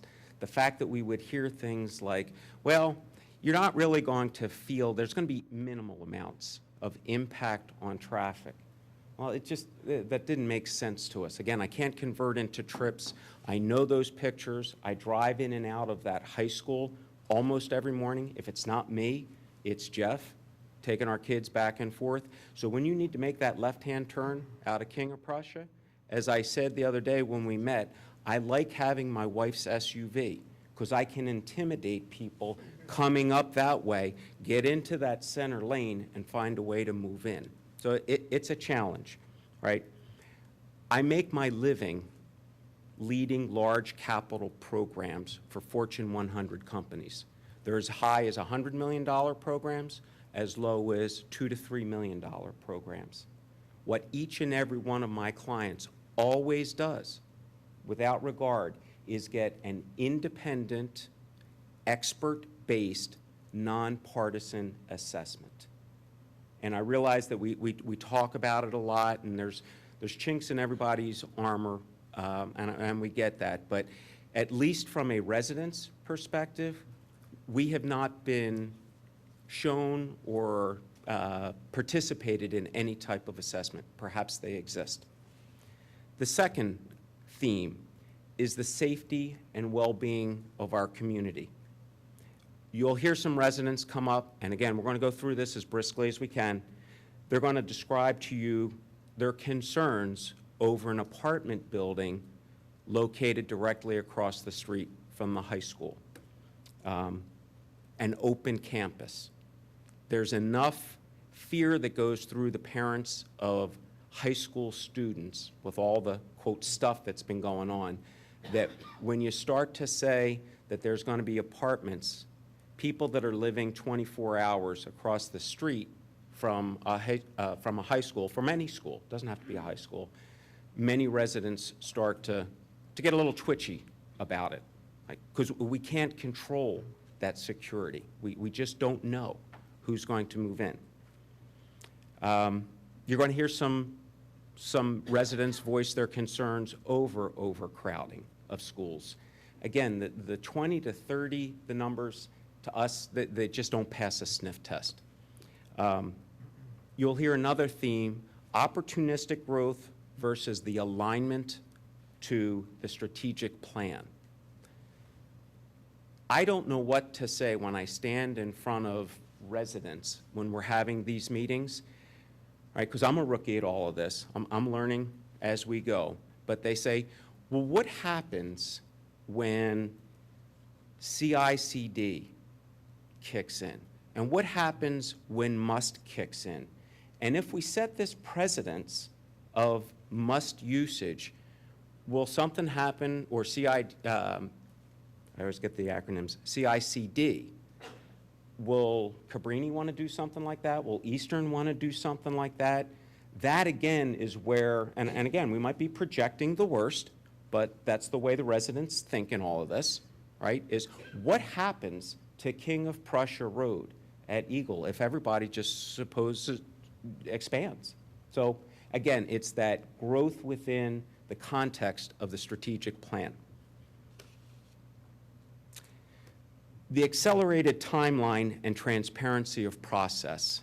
And again, this is from a resident's perspective. I heard earlier where there's been 18 meetings of this. Am I somebody that watches these proceedings all the time? No, shame on me. Am I always out on the website? No, shame on me. But for something as large as what we are considering, for me to hear about this, because I do consider myself involved in the community, for me to hear something as late as this, and for this to have moved as fast as it feels to the community, is concerning. And again, I just want to gently remind you Yep. that And the it's last been thing, 10 minutes. Yep. The last point is kind of what's in it for the residents of Radnor. We talked about the additional school children. One of the things that is impactful, at least to us, and it goes back to the living across from the high school, it's difficult for me to believe that if 60% of the 350-unit apartment building is going to be staffed with 210 single-unit professionals, I go back to that fear factor. Professional whats, right? There's just too much access to students who have means to buy controlled substances pretty easily. We just don't know who's going to move in to those facilities. So with that. Well, I'd just like to make one final comment since the yellow light is on. We've had a number of community meetings about this topic, and I've talked to myself probably close to 100 different people. And the one thing that I keep thinking about in those conversations is that the Radnor residents are a very intelligent and reasonable group of people. And we're not against progress, but what we want is progress that we can all get behind and support. What we want is progress that is thoughtful and thoughtfully planned and properly researched and consistent in keeping with the vision and the values of our community. That's what we're after. We believe that this current PLO ordinance, although, as Bob said, stretching us a little bit, accomplishes that, and we feel that we can get behind and support that. So, thank you for your time. Thank you. Is there any other public comment on this issue?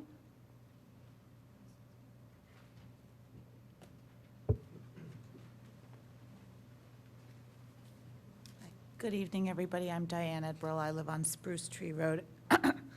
I will try to be as brief as I can. I think, first of all, I want to express my appreciation for the staff and for all the hard work and hours that have been put into this process, and for all the good intentions, because I understand that that is certainly at the bottom line at the end of the day what's driving this. But I think that there's a a couple of pieces that are missing. I know, you talked about the last development, what was it, the Louella development went through 24 different meetings, and the must in one version or another has already been through 18. Well, I mean, I think that stands for something, but I think the quality of the meetings that occur is much more significant than the quantity or number of meetings that occur.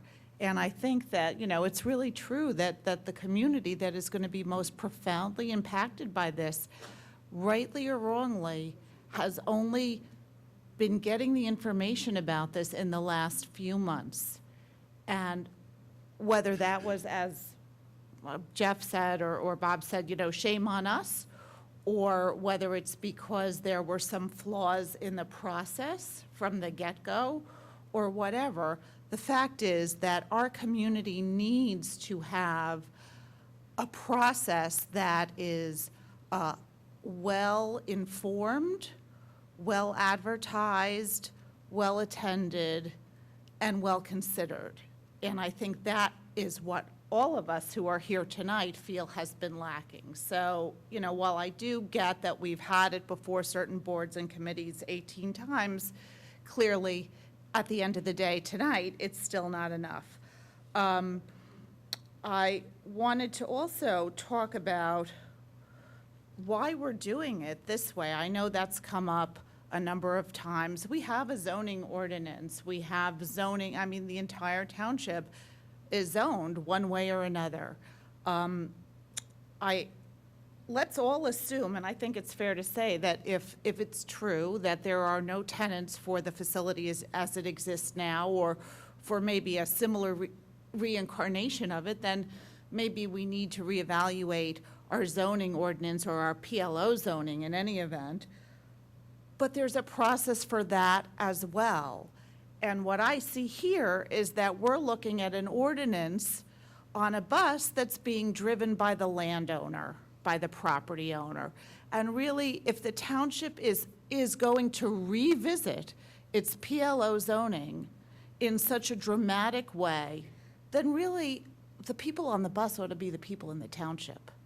And whatever ordinance either we stick with or come up with, at the end of the day, first and foremost, ought to serve the needs of the township. And so that's why I'm distressed, because it seems like the staff and the commissioners are really sort of deferring to this owner, this private commercial owner of real estate property in our township. And I think that really needs, the focus there needs to change. And if we think that our PLO zoning needs a change, great. Let's put it out there to the community and do it in a comprehensive way that relates back to the comprehensive plan, because none of this has happened in relation to that. There's been no reference, there's been no discussion. The private Biomed Realty hasn't talked about our plan, our comprehensive plan. Our staff hasn't talked about our comprehensive plan. As I understand from a recent, sort of goal-setting event that you commissioners participated in, one of the big criticisms is that the township is just acting in a very reactive way, sort of jumping from proposed ordinance to proposed ordinance without a central guiding vision that is based in processes that have taken place in this township over the years. And so I'd like to see that happen. I'm a little concerned because I actually am sort of hearing a couple of different things from township staff about what the significance of the prior zoning variances were. And on the one hand, there was a hearing before the zoning hearing board at which the attorney for our township, Mr. Nelson, who is Mr. Rice's partner, said, Diane, not to interrupt you, but it's 5 minutes. okay, thank you for letting me know that. I just want to point out Mr. Nelson, Peter Nelson, who represented the township at this hearing, said, I haven't heard anyone say that they agree that there is not a right to build 400, oh no, excuse me, I'm quoting the wrong person. It is the township's position that this letter grants no rights as far as improving this property to Biomed. So what he's talking about is a Yeah, letter. Mr. Kaplan covered that. What? Tonight, Mr. Kaplan covered that very point already. Well, I think it bears repeating. With all due respect, it is the township's position that this letter grants no rights as far as improving this property. If the township takes the position that Mr. Kochanski's letter from back in October is not the law of the land, then why are we all running around assuming it is? You people are being internally inconsistent, and when I say you, I mean some of you and not all of you. But if our attorney says at a zoning hearing meeting, Mr. Kochanski's letter does not have any binding authority, then why are we relying on it to make tremendously, scary and sweeping changes that will be very hard to undo? I have quite a few more comments, but in light of all the other people who are here tonight, I will hope that some of them get mentioned by them and just say, let's just do this in a slow, thoughtful, deliberate manner, and let's remember that whatever happens on this site needs to serve the people of Radnor Township, and primarily the ones who are going to be most deeply impacted. Thank you. Thank you, Diane. Is there any other public comment?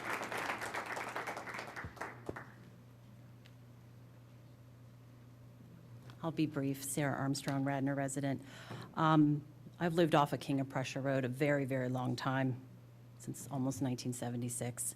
And I've noticed that over the last probably 7 to 10 years, the traffic has become really, really bad. And what has happened is King of Prussia Road and then all the alternate routes that come off of King of Prussia Road, people just peel off and start flying down all of those roads to get around King of Prussia Road. And then that's actually occurred during the same period of time that the occupancy in the Biomed building has decreased. So when I look tonight at the site trip generation chart, and I'm looking at the number of trips anywhere between 614 up to the by right of 719, what wasn't on the chart was the fact that today the number of trips is 0 or 5. So I think that to a certain extent, Biomed has become the catalyst or the collateral damage in the frustration that has built up in the residents that live off of King of Prussia Road for the last 10 years that have just kind of we would just grin and bear it and be like, the traffic stinks, it stinks, it stinks. And finally, this has been kind of the point behind which a lot of people have said, enough, it's just enough. So my point is that I believe Biomed certainly has the right to develop their property, but what I think that a lot of the residents feel is that we already need relief on the traffic situation. So they could be unrelated situations. They are tied together because of currently looking at maybe another 500 to 800 or 700 cars a day. But it's just not going to work if we don't do something to have some traffic relief. And I think that King of Prussia Road is actually the alternate route. I was thinking to myself, why in the world has King of Prussia Road gotten so bad? But it's just that 76 is bad, 202 is bad, 476 is bad. So people are peeling off and using King of Prussia Road as their alternate to get down to King of Prussia and Chesterbrook and those areas. So I think we need to be thinking a lot bigger. We almost need to step back from this, and Biomed could be the catalyst for us doing this, saying we need a broader solution to traffic. Thank you. Sarah? Oh, I said thank you, Sarah. I didn't call you back. Anybody else who would like to make a public comment?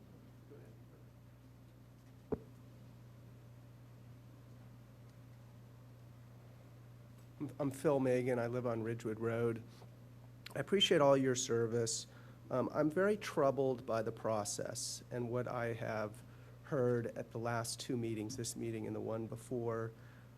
What I'm hearing is that you're being asked to consider the must in the context of the by right, but there's no consensus on what the by right is.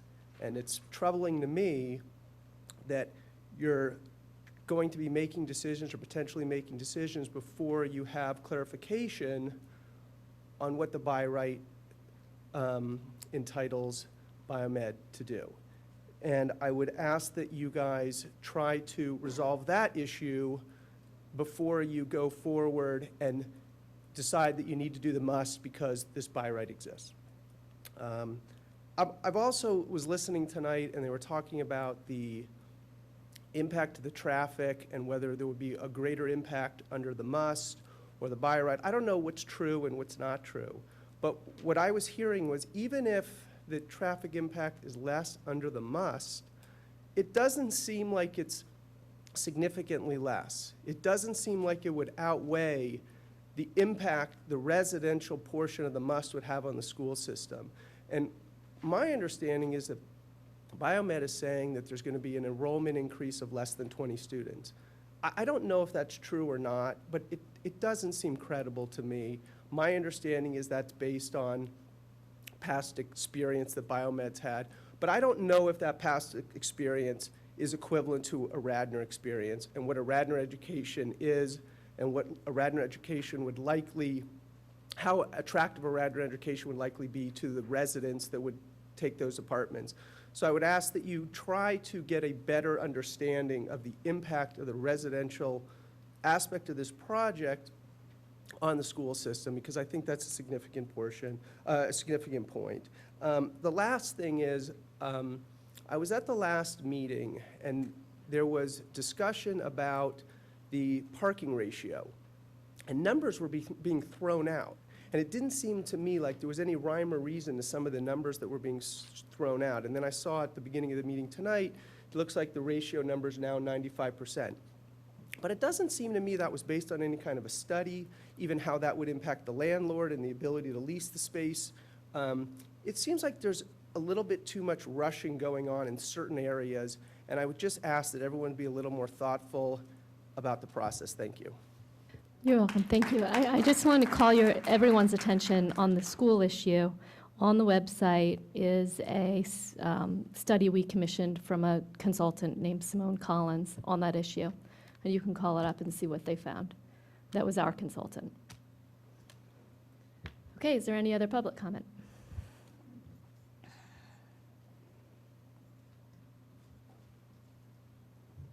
Hi, I'm Colleen Petrobono, Bidoff Road, Ward 2.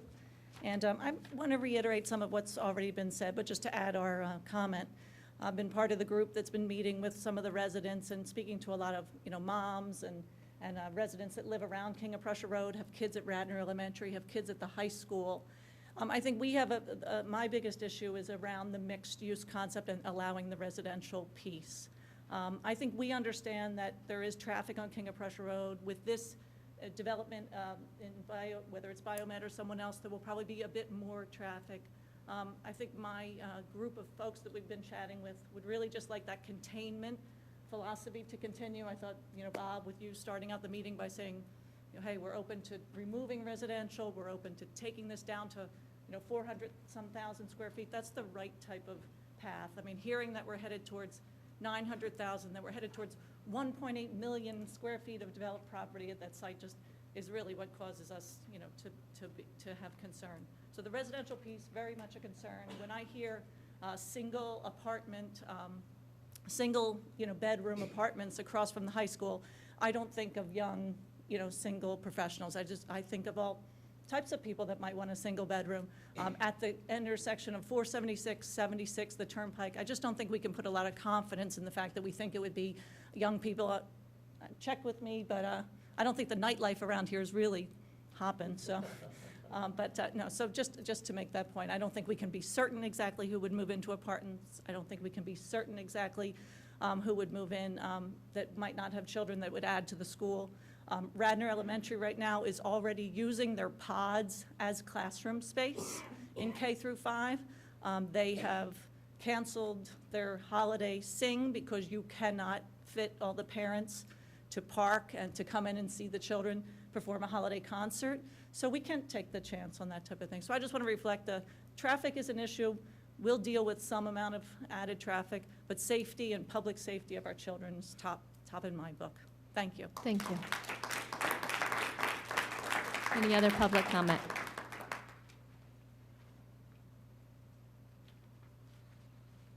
Hello, I'm Matt Marshall, 228 Walnut Avenue.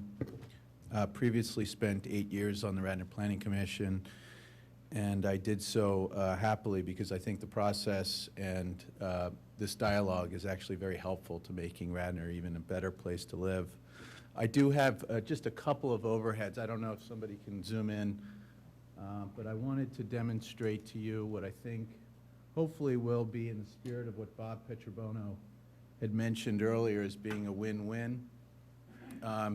Win-win is important for a lot of reasons. Win-win is accepting all the residents' views in the room because first and foremost they pay taxes and they vote for you as our leaders. Win-win is important because we've had problems with developers presuming that they have by right plans, and you know, some of us have suffered the consequences. A win-win is important because we have a zoning ordinance, and Biomed has already come in before the zoning hearing board and the planning commission and was given relief. I know that because I sat on the planning commission. I recused myself from a vote. Steve Marshall, who Mark Kaplan referenced, is my brother, so I decided it wasn't proper to vote on that plan. I didn't, but I believe Al Murphy or others in the room approved it because it made sense. We gave them additional square footage to build office, and the research and lab component kept the scale of the project in keeping with what we want in Radnor. I'll just leave it that. Where I see the future, and hopefully you do too, is getting insight from third-party independent peer review. And I'm not talking about engineers who have contractual relationships with the township. They're getting paid, they're not independent. What I'm talking about is getting a plan for the township, and the closest thing I could find over the weekend was something that was done at Cambridge University in the surrounding area where Biomed is currently. Yeah, could you? Thanks, Jeff. Okay. I like to think that Philadelphia and the suburban counties are sophisticated as anywhere. I think people tend to agree with me when you look at the universities and when you look at the professional infrastructure that we have here. So I chose Cambridge because Cambridge obviously has a very similar dynamic to what Radnor Township is going through. They have MIT on one section of their municipality, and then they have a commercial area where actually I found out today Biomed has a facility at 650 Kendall Street. And the reason why this is important is because in Biomed's own marketing material, they quote, and this is from their website, "The property is located in the heart of Cambridge's biotechnology supercluster in close proximity to MIT's campus and directly adjacent to Biomed's 675 West Kendall Street and 500 Kendall Street properties. It sounds remarkably similar to where they're located next to Villanova, and it has synergy. And that's what I wanted to make the commissioners aware of. Now, the other thing I found in going through some materials was this 95-page report that was done by the Cambridge Planning Commission. And within this report, which again is suggesting there's adjacency issues between universities, living areas like the Second Ward and other commercial properties. What the town of Cambridge decided to do at the behest of their city manager, who would be someone like Bob, they decided to hire a third-party independent planner. And that planning group was instrumental in aligning all the stakeholders in this plan. And this independent party is named Goody Clancy, and they're out of Boston, but they're not paid by Radnor Township or the municipality of Cambridge. They're independent. And the reason they're independent is because they're able to form all of the opinions from all the stakeholders in the township. And the plan was done with both private and public and university partnership. And it was done, and it was started in November of 2012, and it was completed at the end of last year. And everything that I've been able to read on Cambridge's website shows that it was a tremendous success because we didn't have opposing property owners or influenced engineers creating our policy or, planning principles. Matt, it's been over 5 minutes. I'll get to the point, which is, I think we've all recognized we need some help in this process, and I think it would be tremendously important for the township, as Bob had mentioned, to look to third-party professionals, because we're not the only area in the country that's looking at these adjacency issues. Thank you.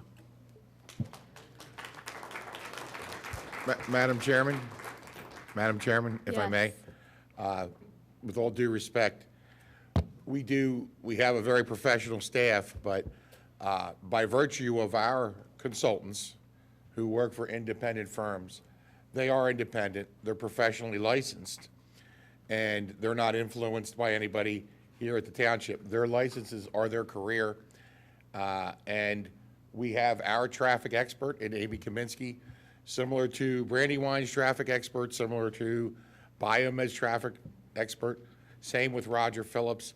So I would just like the residents to know we do have independent experts, and they are independent. There is no influence in one way or the other. Thank you, Steve. I agree with you, and I'm glad you made the point. We're going to take comment for about 10 more minutes, so if you really want to talk tonight, elbow your way into the podium over the next couple of speakers. And try to keep your comments brief so as many people can speak before we wrap up as possible. My name is Chuck Barber. I live at 228 Hilldale Road. I served on the Planning Commission for 8 years, concluding in 1988 with the 88 Comprehensive Plan. I guess at this point I would ask Mr. Narsini, since he talked about the strength of his consultants, because I'm a bit confused at what by right is.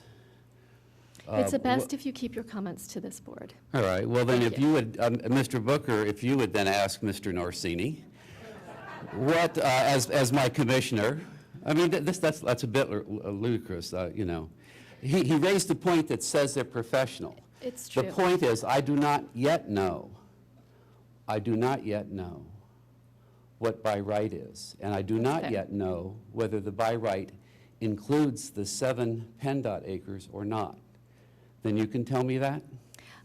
We're not here to debate right now. That's No, a I'm not great debating. question I'm to asking a ask. simple We're going to question. figure it out. The by right does contain the 7 acres. Say again? The by right does contain the 7 The by right does include the 7 acres, even though we agreed that the ordinance would not include it. The ordinance is old separate. law. Yeah, the existing ordinance, PLO has it's always. included. We took it out of the new. Right, but there's no evidence that property, even though they said they bought it, is part of their ownership, according to what was presented at the last meeting. They own it. It's just subject to the PennDOT right-of-way. I mean, they own it. It's subject to that. John- They were probably paid compensation. John, actually, based on presentations that were made here, it led me to believe that those lands were not part of the deed of that plat. So I'm a little confused myself. Mr. Fisher, if I could clarify that over Yes. here. Yes. When we received the by right plan, it also came with the deed, and my firm plotted that deed, and all 26+ acres are included on that deed.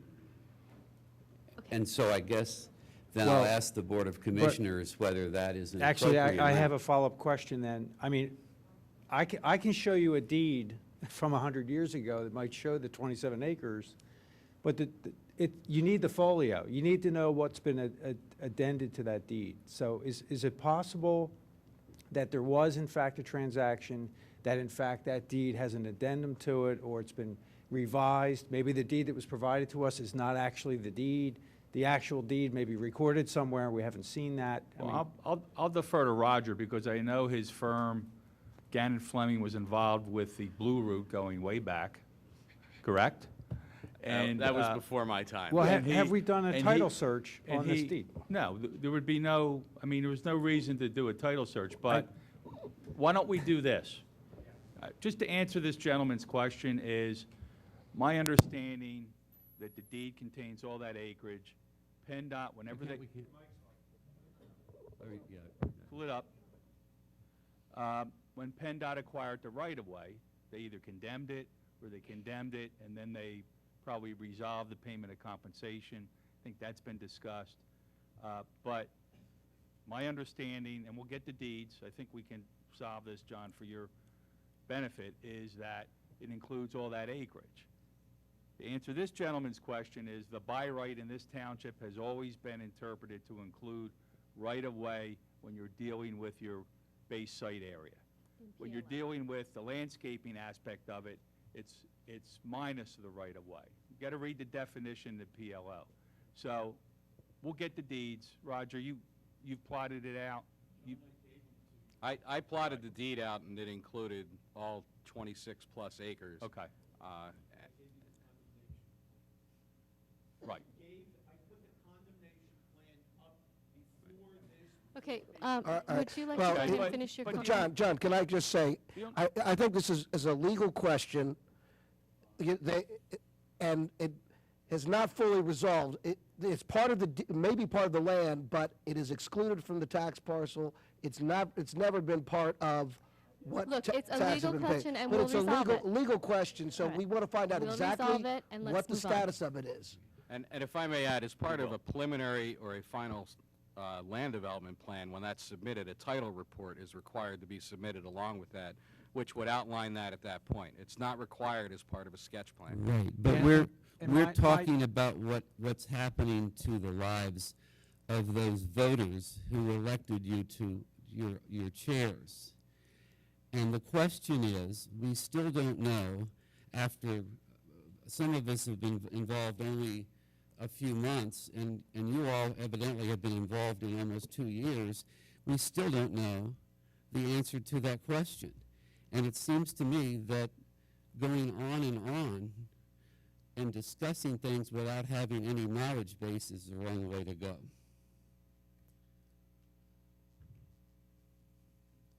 The other thing I ask is that in many subdivision developments, those that are affected are notified by the township that items discussing that affect them, and they're notified that there are meetings. And I raised this point at the last time as to whether these ordinances would require notification, and I was told that that would happen, and yet my understanding is, in looking over what we have, that hasn't happened yet. So I don't know why it's important when you put a subdivision of 5 houses in, you require notification of the neighbors, and yet when you put something like this in, you require no notification. It doesn't make any sense. The other question that I have has to do with the traffic studies, and the question is, we see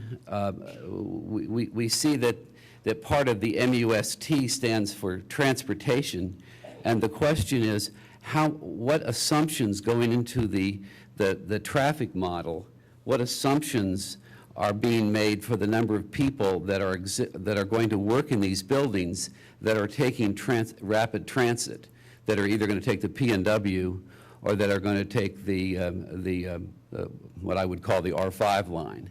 And I would like at some point to have some reference as to the number of employees that are commuting via transportation, because that's one of the whole purposes of doing this, is that we have people using rapid transit. And the question is, what are those assumptions? Thank you very much. Is there anybody else who would like to? Hi, Al. Madam Chair. How are you? And the board. Am I the last? Before I Yes, get out you of are. here? Everybody else is giving their CV, I might as well. 30 years in the township, over 20 years volunteering in the township, 10 on the planning commission, 5 or 6 or so as chair, presently vice chair of the implementation committee for the strategic plan. Consequently, and not surprisingly, I've seen a lot of plans. And I've seen them from a professional standpoint, sitting where you're sitting, and I've also viewed them from afar, where I am now, by and large, as a resident. In preparing for tonight, I just typed a couple of notes, and I find without coordinating at all with Brandywine, the very first word that I typed was "I'm perplexed." Very first words that I typed was "I'm perplexed." And I'm perplexed for somewhat different reasons than Brandywine. I'm perplexed that the scale of this development has continued to have traction and has continued to have legs over this 2-year period. And it's not because we're against development. I don't think the staff is against development. They have revenue needs. The board has needs for running the township. But I'm perplexed because the scale of this project is so far out of whack with all the parameters that have been laid out in the township over 30 years. I'm surprised that staff is continuing to support it. I'm surprised that the board is continuing to support it. For example, it's not consistent with the comp plan. If you take a look at 30 years of comp plan, we've said it before, the comp plan driven by the residents specifically states that what they want is a green country town. And that green country town has been designed over 40-plus years with commissioners, having commercial as a balance to residential and not the opposite. And what this would do would start to reverse that trend. It's not consistent with zoning.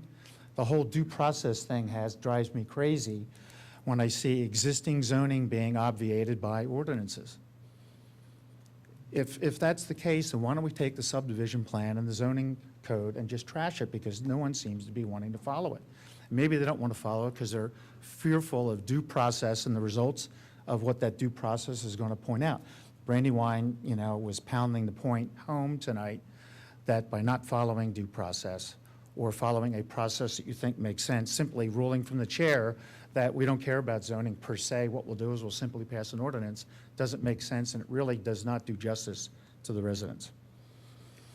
The revenue issue, which Bob Z brings up ad nauseum, is not going to be solved by this project. It's not going to be solved by Villanova. It's not going to be solved by Ardrossan.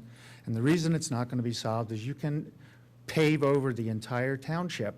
You won't generate enough revenue to cover the significant problem, which is really the legacy liabilities for the township. Until you deal with the liability side of the equation, it doesn't make any difference how much revenue you raise.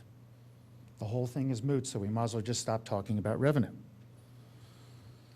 Project economics I find fascinating, because when Biomed came in 2004, they paid $87 million for a property that was zoned for 400,000, whatever the number is, 400,000 some odd square feet.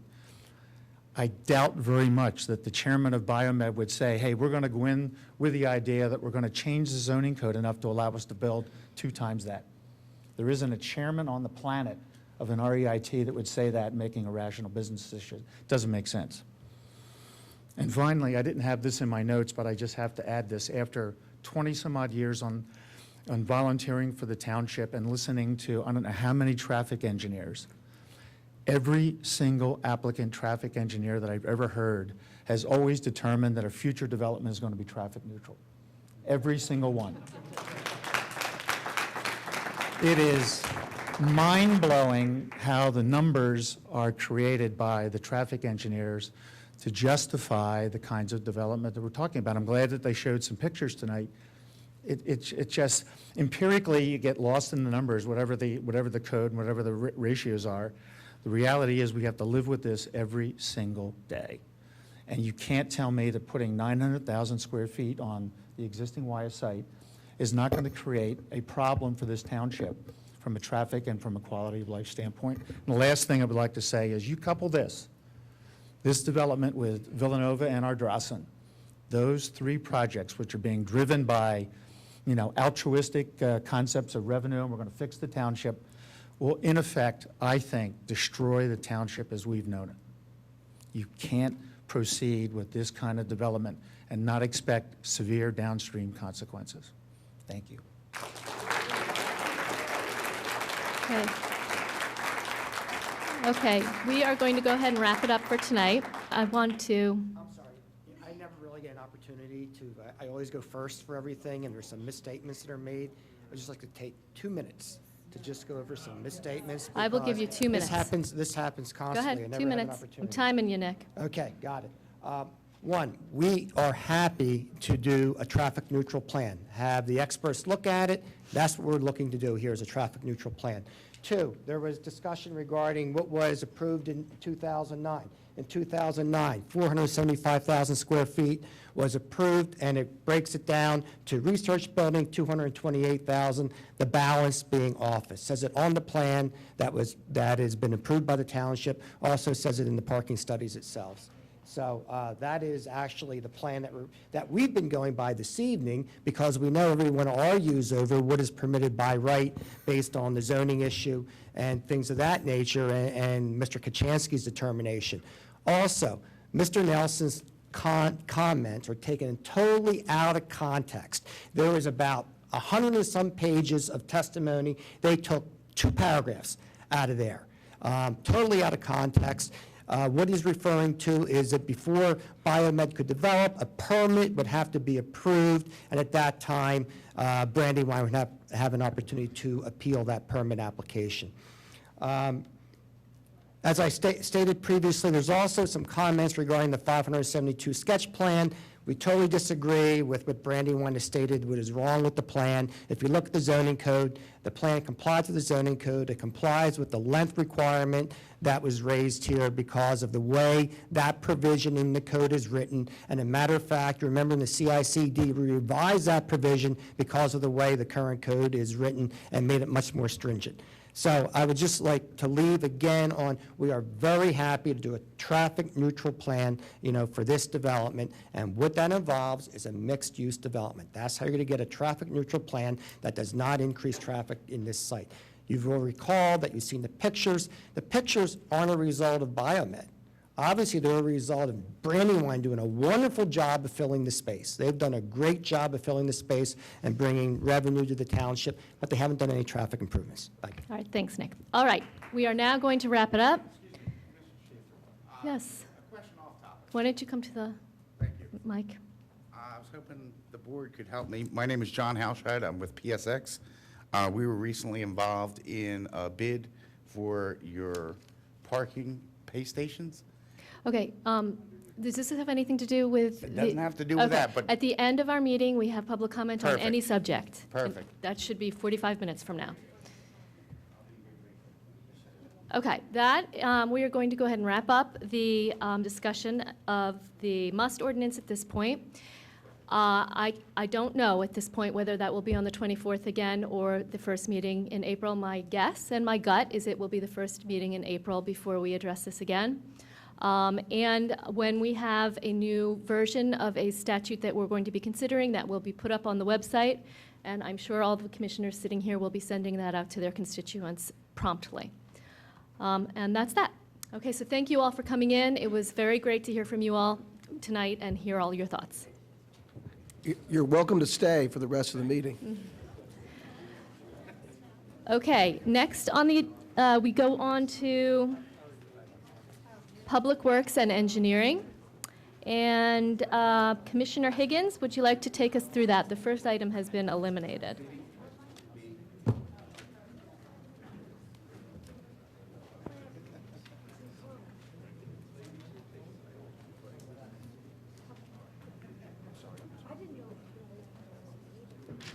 Okay, let's pick up the agenda where right,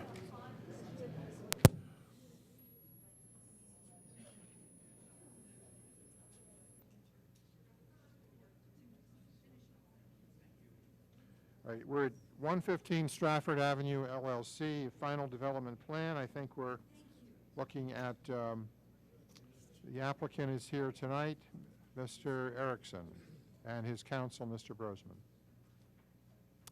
Can I just ask before we begin, why is this designated as caucus and final approval? It's the, it's I'm sorry, Madam Chairman. It's the caucus for the final plan. That's why it's not Okay. caucus/final. The second item is for the planning module for land development. Yes.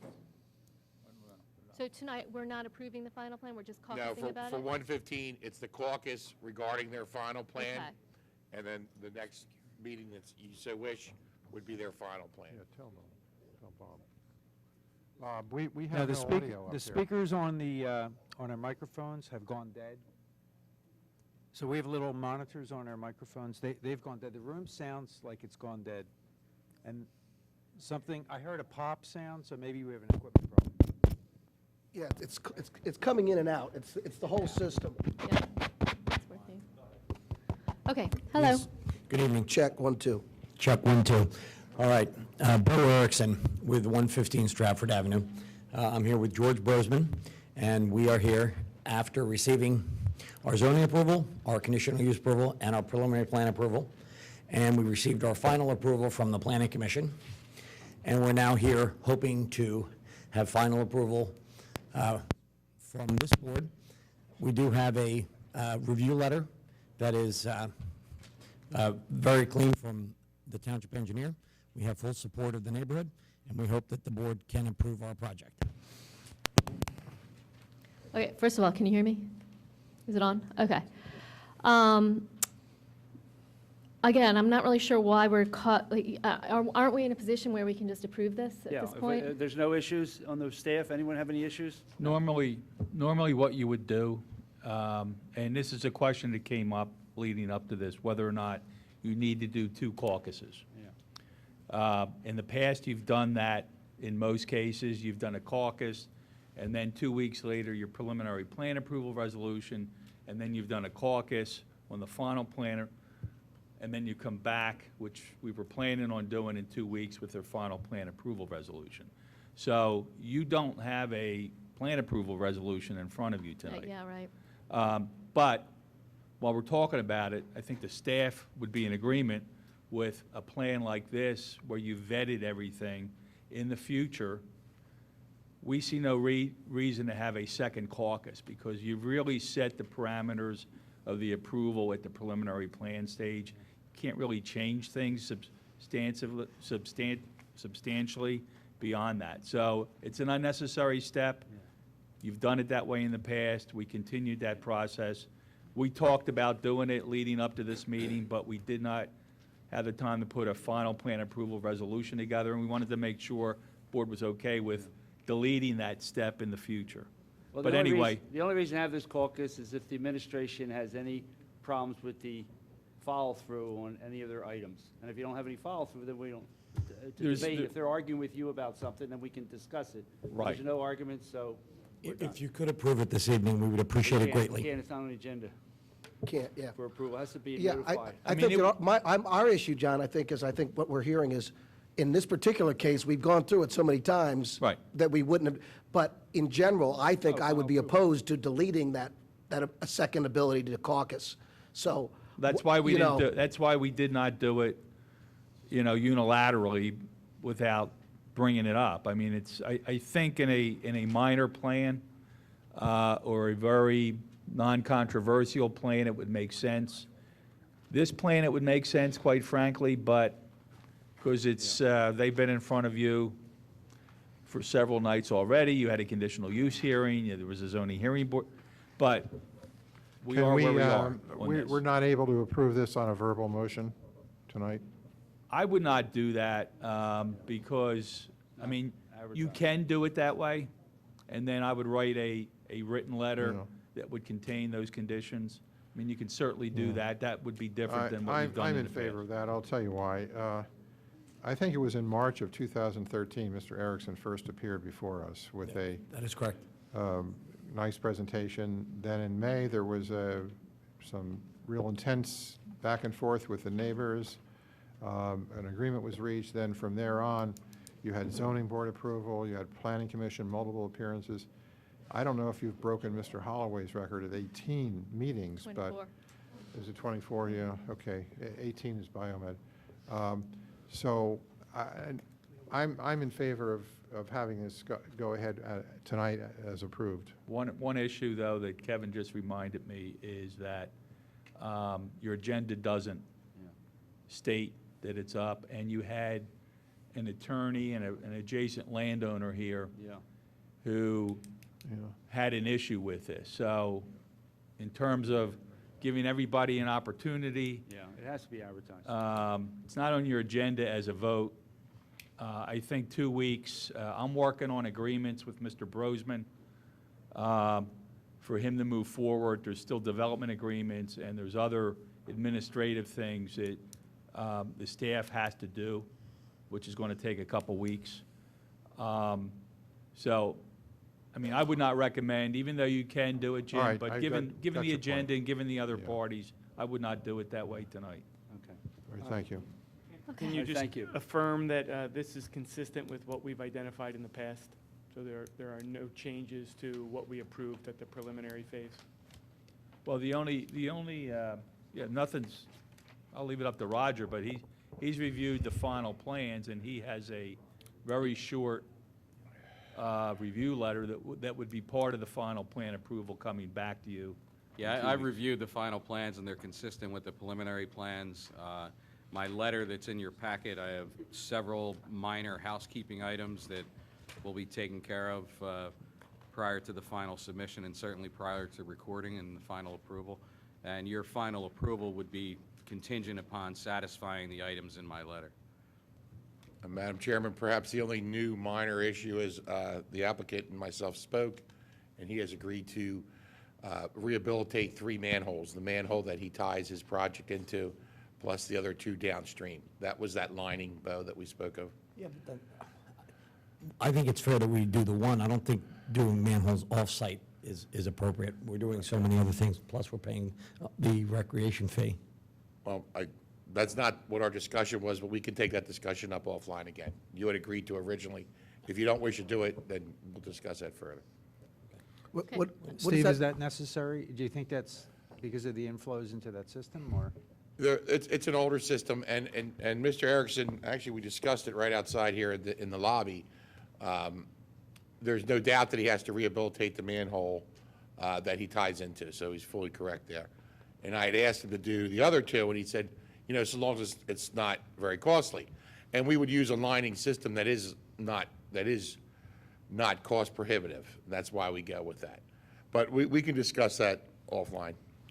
What does it mean to rehabilitate the manholes? You're basically relining the interior of the. This is why we go to 1 o'clock at night. All right, this is important. Let's hear it. There is a resin-coated fiberglass that is basically the interior of the manhole is addressed. Any loose brick or pointing is taken care of. Then there's a resin-coated fiberglass liner that is applied to the inside of the manhole. Not only is that basically seal the manhole, but it's impervious to the sewer gases that we sometimes get, and it extends the life of a manhole for many, many years. That's just one method. Painted on? No, it's actually Spray? centrifugally applied with a machine that a company comes in with. Okay, is there any other commissioner comments about this plan at this point? Any staff comment?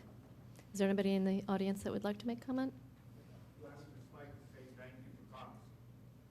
You're welcome. Well, you can't Can speak for the can you come audience. to the You have to go to a mic. Sorry, Leslie. I've enjoyed this process so much that, and I loved Cas's, and I think it's great for the brand of Radnor when we do have these rehabilitative or redevelopment projects that they do a short slideshow like Cas did. I would love them when they're finished to do a slideshow from, I'm sure you have pictures already and you can do the history, and show the people what the product is, because I think that's good. There's no rehabilitation here. They tore the building down. What are you talking about? All right. It's a reuse, it's a very good tax Hopefully revenue. this will It's be a built so successful well story, that Jim. they will get an award as well, and then we can have that presentation when they get the award. That's great. Okay, is there any other comment? All right, we're going to move on. There's no vote with a caucus, so it looks like, unfortunately, you will be here again, but it looks like it will be perfunctory when you come back. Will you forward the planning module to DEP? That's the other item on here. Well, that we have to vote on, I believe. Hopefully that can happen. So, Jim, would you like to introduce and move to approve this resolution for the sewer module? The next item is the sewer. Oh, this is Overbrook? No. No. Item D on Okay. your Not agenda. item number Next D. Yeah, we have D. the matter of sewage facilities planning module, component 4A, municipal planning agency review, and I move its approval. Second. Any commissioner comment or staff comment? Any public comment? All those in favor say aye. Aye. Aye. Any opposed? It passes 6-0. All right, you're welcome. Next, The Jim? next item is Overbrook Country Club, request for a waiver. I think we're talking here about the park and recreation fee for cash or additional lands. Thank you very much. Good evening. Fred Fromhold here on behalf of Overbrook Golf Club. With me is Chris John from Momini Associates, as well as Bernie Druding, who is a member of the club. We have filed a land development application. In connection with that application, sought a waiver, and this is for a new cart building at Overbrook Golf Club in the very area where the golf carts are now stored in an outdoor open asphalt parking area. The parking area for these carts is interior to the 130-acre golf club facility of Overbrook Golf Club. If we can show this very briefly on the overhead, is the overhead projector working? Yeah. It's near the pro shop. If you're familiar with the golf club coming in from Godfrey Road, the entrance, you come up to the top of the hill, excuse me, where the club's facilities are. And as you reach those facilities, the pro shop is the first portion of the building which you get to. Right next to the pro shop is where the carts are stored outdoors.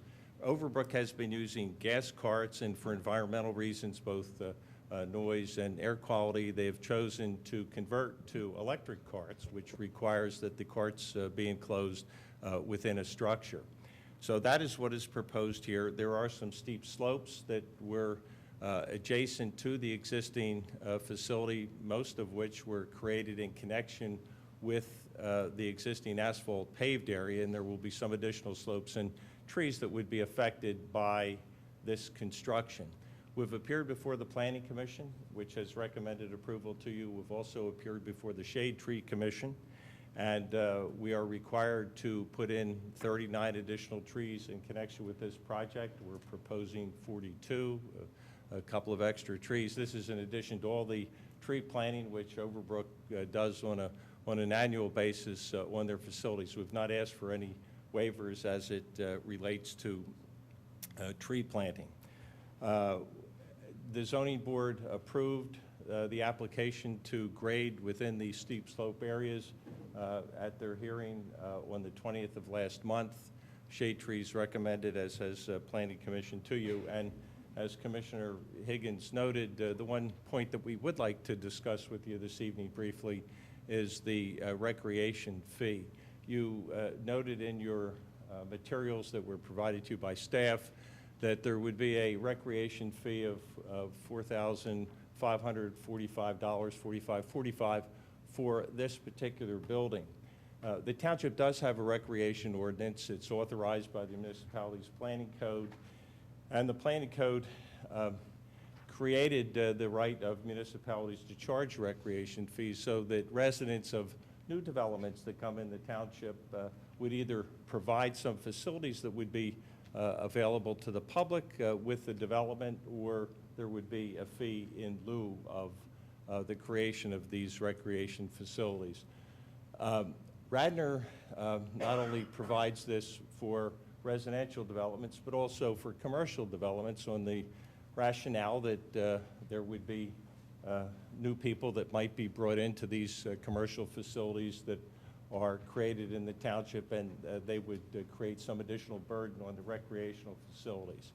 In this particular case, we ask that you consider waiving this fee. And I'd like to point out a few specific things for your consideration as you decide whether or not to do that. Initially, this is an enclosure of an existing use. These are golf carts. These are not areas that are being added to the clubhouse where new members can come in or guests or human beings can occupy a space. This is just simply to put into a very nice enclosure the existing golf carts. You may or may not be aware, but there is an amusement tax that is paid to you each year by Overbrook Golf Club, and I think that totals annually now a little over $20,000, perhaps closer to $22,000 annually, that you obtain from the golf club for the guests that are there at the facility. So it's a substantial amusement tax that is paid to you by the golf club. In addition, the club pays real estate taxes as well as sewer tax.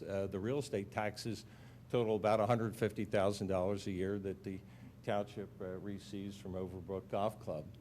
While the club's facilities are not publicly available, the public does benefit from them in the sense that there are members of the club from Radnor Township, and there are guests who play golf at the club from Radnor Township as well. In fact, the 130 acres is predominantly a recreational use, namely a golf club. So for these reasons that Radnor does pay the amusement tax, substantial real estate taxes, and I think really importantly here in this case is that the building that we are talking about is not a building that would generate more people coming into the golf club facilities. It's simply to put an enclosure around an existing golf cart area that would allow the club to convert this area from gas carts, less desirable, to electric carts, more desirable to the public. So we do ask that you consider waiving the recreation fee. Thank you. I'm happy to answer any questions. This, so that you might see, is just a rendering of what the facility would look like as you come up the entry drive. The main clubhouse building is here. The pro shop is on this side. The carts are now stored in an outdoor area over here. This is what it will look like viewing the new addition from Godfrey Road, which is quite a distance away, as you well know. Thank you. Thank you. I have a quick question. If the land development process is waived, there is still erosion and sediment control in the grading process and permitting process. Is that right? Yes. Yes, okay. Yeah, any waiver would be communicated by letter with that as a condition. Right. And any other conditions you wanted to impose. Okay. Well, I'm inclined to support a waiver. I watched the Planning Commission discussion, and I read through the materials, and I think this is a case where that's merited. I am not inclined to waive the recreation fee. I think everyone who pays that fee also pays the real estate taxes and whatnot, so I'm not sure that you're in a different class because of that. And I also, philosophically, the commercial entities and non-residential properties that pay that fee pay it also because of the interruption and impact that our natural environment and our natural resources take from development in general. And in this case, that's especially the case.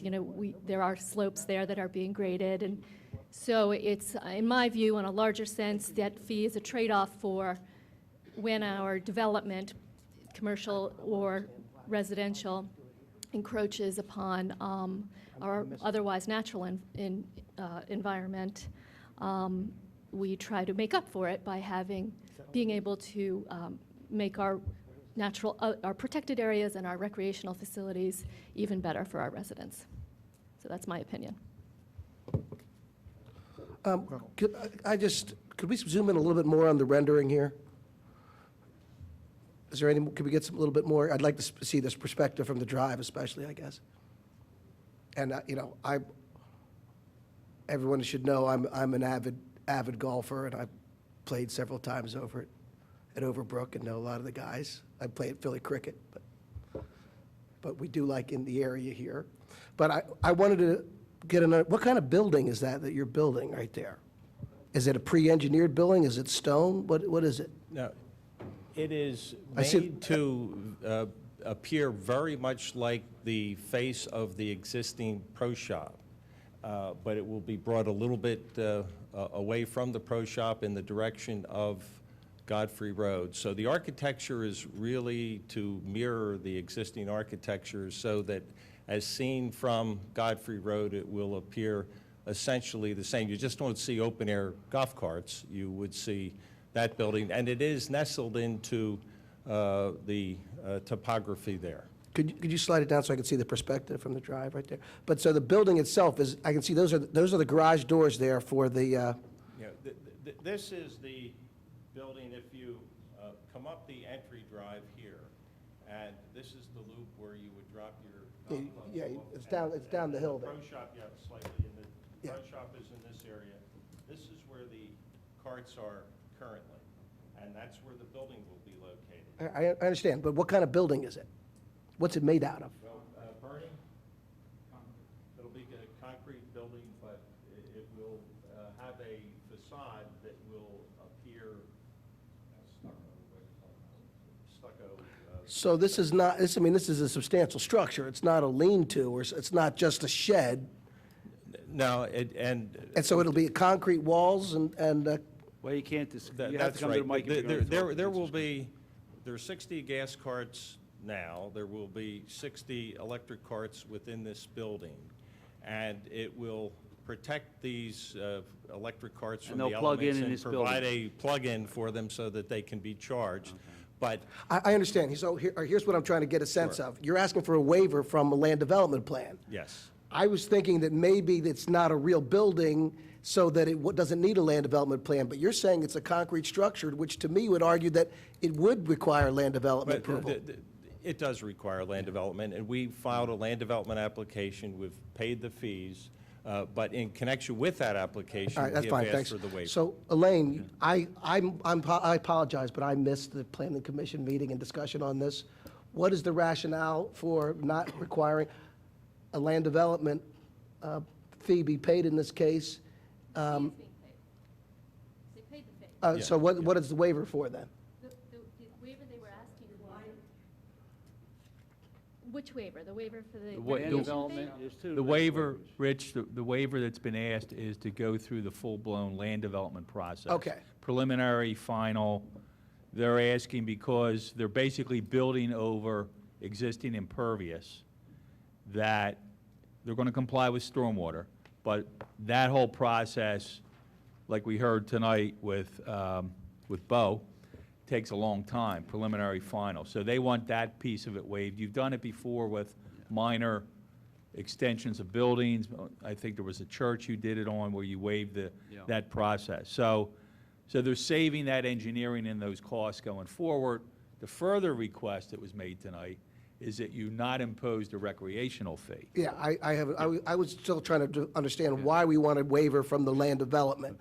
And again, if it's a temporary building or if it's a minor improvement, to me, that would justify a waiver from the land development plan. But this doesn't sound like it's that type of a thing. What's the staff's position on the waiver for each of these? Land development and the fee? From the land development standpoint, I'm supportive of the waiver request. We look at minor projects such as this, that all the issues that would come up during the review of the grading permit application. Stormwater, E&S, zoning are all checked at that point, so. And the building permit. Waiving, it would also come up during building, the building permit as well. Correct, but more importantly, those threshold issues that would normally be looked at land development are also looked at the grading permit process. So we felt that for smaller projects such as this, where there's very minimal impact, that they would qualify for a waiver of land development. Ultimately, And how about that's the the board's recreation discretion. fee, Bob? We would recommend against waiving that. Okay. I'll move that we waive the, Hang on, I have a comment as well. So what, if we waive it, what are we avoiding? Couldn't they just come back and? You're avoiding 2 sets of planning commission meetings and 4 meetings at the commissioners. in lieu of 2 meetings. So it shortens the approval process, reduces the amount of plans that are submitted. It saves trees, saves paper. But why are we not avoiding 2 meetings, though? Don't we have the authority to do final and approval, preliminary and final at the same time? Yes. Yes. So we're avoiding 2 meetings, one of which we had tonight. So if we do this in the future, we do it to avoid 1 meeting, which seems. Yes. So as I see it, we're avoiding 2 meetings, one of which we're having tonight. So on balance, we avoided 1 meeting. It would, to me, it'd be better served to just come and go through the process. On a normal process, you have a total of 6 meetings. 2 at Planning Commission, 1 at Planning Commission, and preliminary plan approval caucus, and preliminary plan approval vote in front of the commissioners. That process then repeats itself at final, where it goes back to Planning Commission. Right.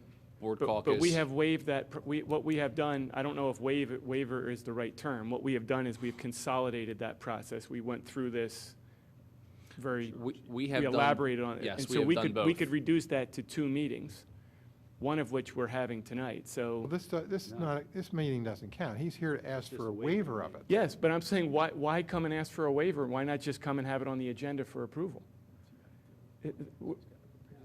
Wait, Don, it would have to go to planning. Yeah, but that's 2 meetings. When we circumvent this process, the only thing we're missing and avoiding is 1 meeting at the Planning Commission.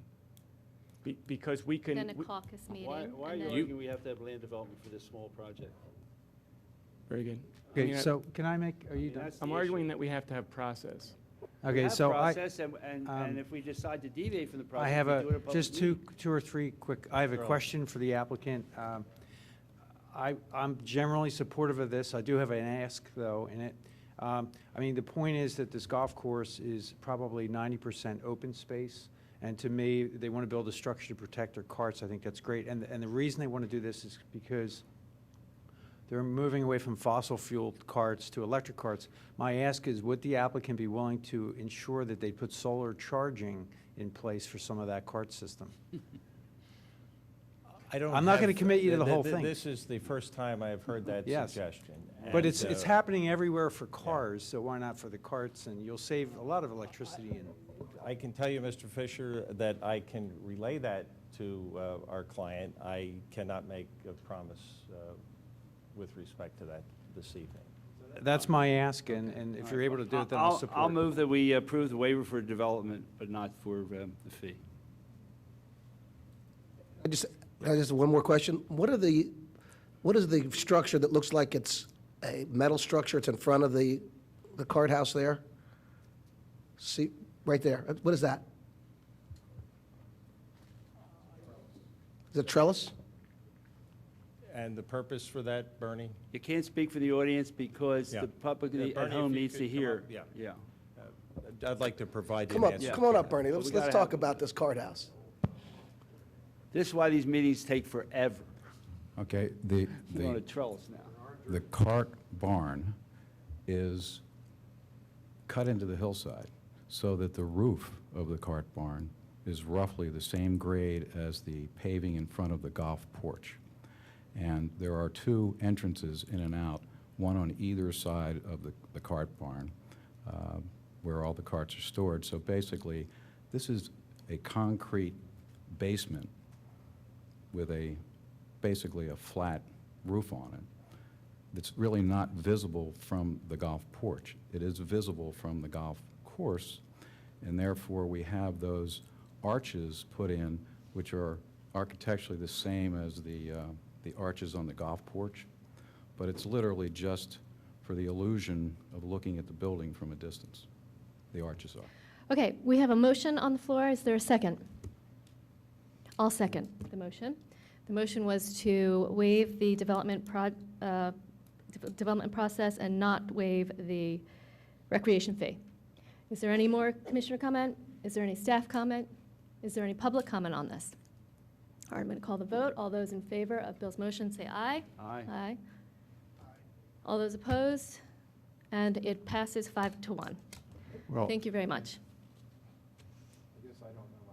I don't know my Roberts rules, but I was going to try to amend your motion to have both fee, development fee and payment in lieu of fee waived. You didn't have the vote Jim, for you that. can do that, though.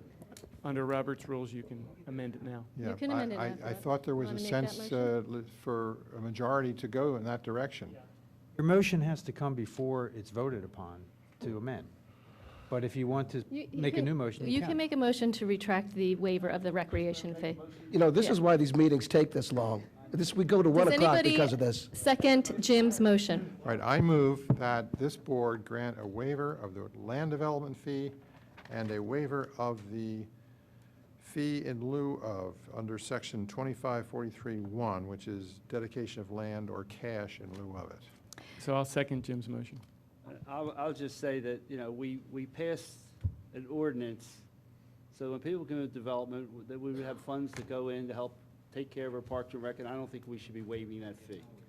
Okay, But is there any this- other Yeah, commissioner I won't comments? support that. I think But we need to this see. is- I'm not supporting it either. Mr. Fromfeld convinced me. I was going to vote against this, but I Yeah. was responsive to his arguments. Yeah, but waiving the They've development fee is great. They're paying an amusement tax, they're paying real estate taxes, they're going to pay a grading permit fee. They've already paid to get this far. I don't know what your fees are to get this far. And this is a very, very small project, and I just don't think it's the kind of project that we intended when we enacted our ordinance to augment our park and recreation facilities in the township by having developers who come in to do things contribute to those goals. And in this case, I don't think the club is impacting the township. And if they are, they've already paid for it through these other things that I mentioned. I'll just note that it is a small project, but they are regrading 1,500 square feet of steep slopes. So there is an impact on our environment. Anyway, Jim, any I other? would just like to say that, you know, waiving the land development is a big cost saving, okay? They don't have to go through all that whole process. Okay, is there any other commissioner comment or staff comment? Any public comment on the amendment? All those in favor say aye. Wait. No, yeah, John, what are you doing this here? So, I'm going to call it again. No, this is the way. No. No, all those in favor of Jim's amendment, say aye. All those opposed? It fails 2 to 4. Thank you, sorry about that. Thank you. All right, thank you very much. Thank you. And My meeting next- ended at 10, by the way, I just want to clarify. I know. Well, we let the biomed go on for an extra 20 minutes, so now we're paying. All right, the next item is Resolution 2014-19, final approval of the construction of a house at 344 King of Prussia Road. Mr. Lombardi, is he here tonight? The applicant? Or his counsel is here, Mr. Cornelia?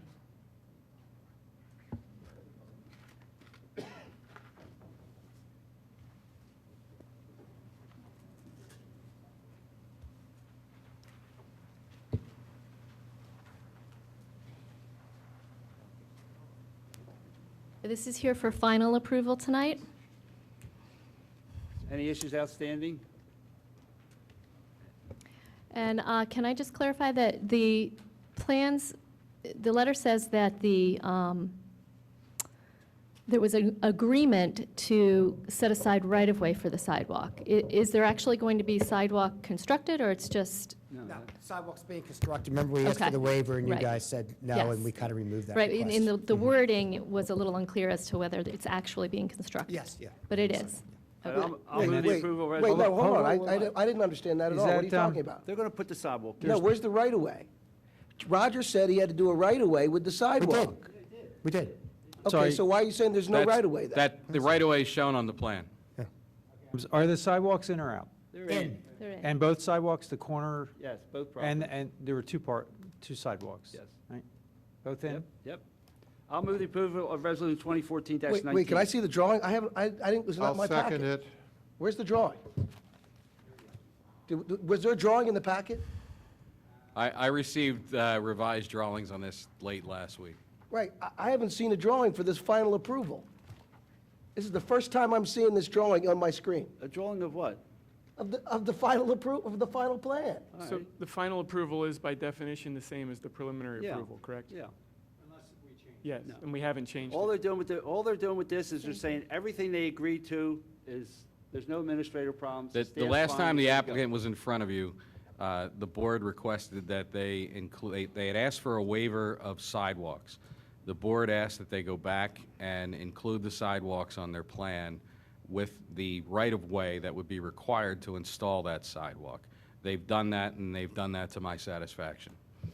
Well, And does that include a sidewalk on King of Prussia Road, or I see the corner? Well, hold on. No, just along I Glen don't Mary. understand what it is. no. No, Is- I had, see, this is not to my satisfaction, because this is the first time I'm seeing the drawing. This drawing is different from the plan they brought, because now it has a sidewalk. I never saw this drawing before. Rich, you asked for the sidewalk. I know, so why don't I get a drawing with the sidewalk? There it is, right there. in We front got of it you. now. Well, now's not the time when I have to look at it and review it, right?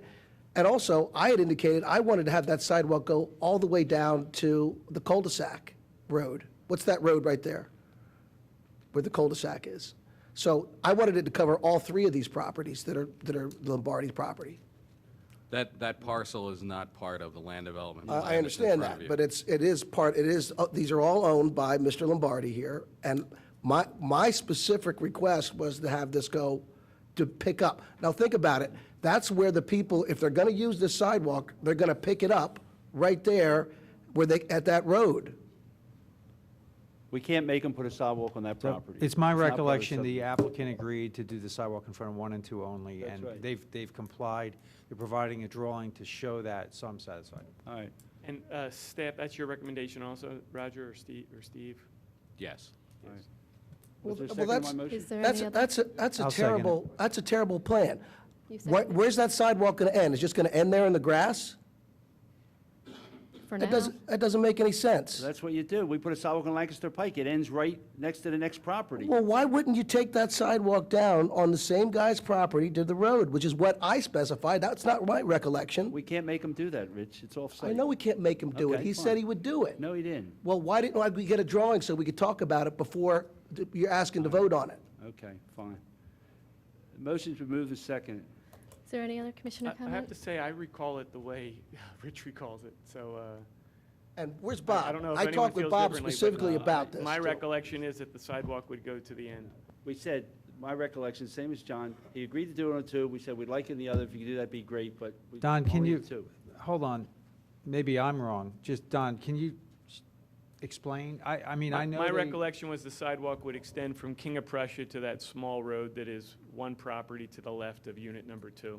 Now, if I misunderstood it, and this is what we approved at preliminary approval, then I will approve this. You had a caucus January 27th. That's what you had. Why don't we ask Mr. Cornelia whether his client's willing to do it? He's not an impartial witness to that question. No, it's still voluntary. If they're willing to do it, What's then the we engineer resolve it staff? right You now. were at the meeting. Did he agree to put it in the third property? I don't recall specifically what he said, but that lot is not part of the land development plan that's in front of you, and therefore you cannot impose conditions on that lot. Right. Well, we can ask for voluntary compliance. You can always ask. You can ask, And yes. that's all we're doing right now. I'm sorry for asking, but Would that wasn't appease- this decided at a preliminary approval, not at a caucus session? My notes, and I'm looking at Roger's letter, says that the applicant appeared before the board January 27th, 2014 for caucus. I'm looking at my notes from January 27th, and the discussion doesn't say about the sidewalks being extended, but it does say that it would be back for a preliminary final, basically. Since it's a 2-lot subdivision, it's a minor. This Wait, is a- preliminary final, what is that, preliminary This final? this is a preliminary final plan Right. under the code as a Yeah, minor you subdivision. you have a provision that permits you to do preliminary final when it's a 2-lot subdivision. That's what this is. Well, So you had a caucus, there was no preliminary plan approval resolution. You had a caucus on the 27th, gave the applicant some instructions about the sidewalk, and this is what he submitted. My notes don't you reflect can't anything make them about do that. off-site. He's got an approval. There's no way, under the zoning, you can make him do that. Okay, would the applicant like to come up and discuss whether they'd be willing to voluntarily extend Matt the? Lombardi. Last time we were here, this is what you guys asked us to do, so we went back, we drew out, we drew them in on the site that we're developing. I prefer not to do that. I don't think these sidewalks in the first place are necessary over there, but we agreed to do that already, and I think it's kind of forcing the issue to make us go beyond that. Okay. All right. Well, Well, all right, so explain to me why we don't get a drawing in our packet until right now. I guarantee you, if I would have saw this in my packet, I Great. would have made a comment about it over the weekend.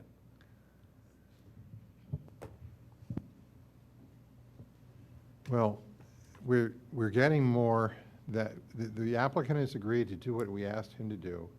We're now trying to make him do something more that we don't have the lawful authority to do so. And he's just told us he's not going to do it voluntarily. And it's unfortunate we didn't have the drawing, but what we do have is what we said he should do for us, and that is build a sidewalk on the 2 lots that he's developing. And when he does those 2 sidewalks, I mean, if he really uses common sense, he ought to just do it down there, because using that other property, selling that other property, renting that other property is going to be a benefit if the sidewalk extends the whole street. So you might consider doing it. We can't make you do it, but thank you for doing the other 2, and I hope you'll consider doing the 3rd. okay. So this has been moved and seconded. Is there any other commissioner comment or staff comment? Is there any public comment on Yeah, this? the other commissioner comment is, I really am disappointed at the staff for not getting a drawing ahead of time. And I'm disappointed in the applicant for not providing the drawing a minute before we have to approve it. And also, I clearly asked for the whole way. That's the additional We're going to comment. vote, Nick. We're going to vote. It's just, Rich, normally what happens here is, it's a condition. We don't have to submit a drawing. It would be a condition of final approval. And so what would happen, before the drawing comes to the board to be signed off on, it would include these sidewalks in this right-of-way. That's generally what happens, it's a condition. This drawing did not have to be done. It was done for informational purposes. Certainly, a drawing has to be done when it gets stamped by the Board of Commissioners that this is the proper drawing. Now, listen, you had to change this drawing to show a sidewalk, and that's a substantial change of that drawing, and I don't think that this is in the spirit of it, so. Thank you. You have a Rich, we got you. We hear you. disgruntled person. Okay. Is there any other public comment? I'm going to go ahead and call the vote. It's been moved and seconded. All those in favor of Aye. approval, say aye. Any opposed? It passes 5-1. And you personally asked me to vote for this sidewalk. Thank you. And then you vote against it. Thank you. Next item, Jim? Final item is the caucus for preliminary approval of 613 West Lancaster Avenue. This is a caucus. We will not be voting on anything tonight. This is our first conversation about this plan with the applicant, and they have been before the Planning Commission.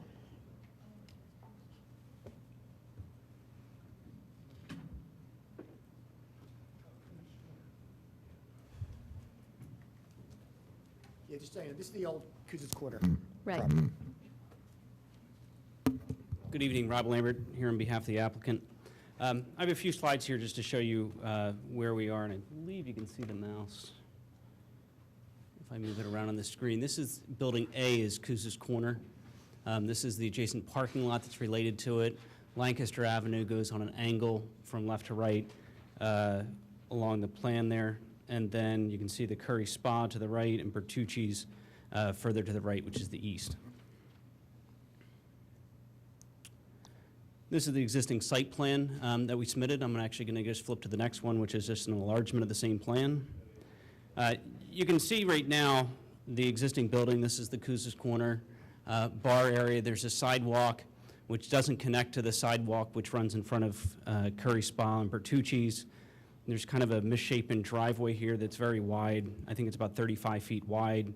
There's some angled parking spaces that exist from here all the way down to almost the corner in front of the other businesses just to the west.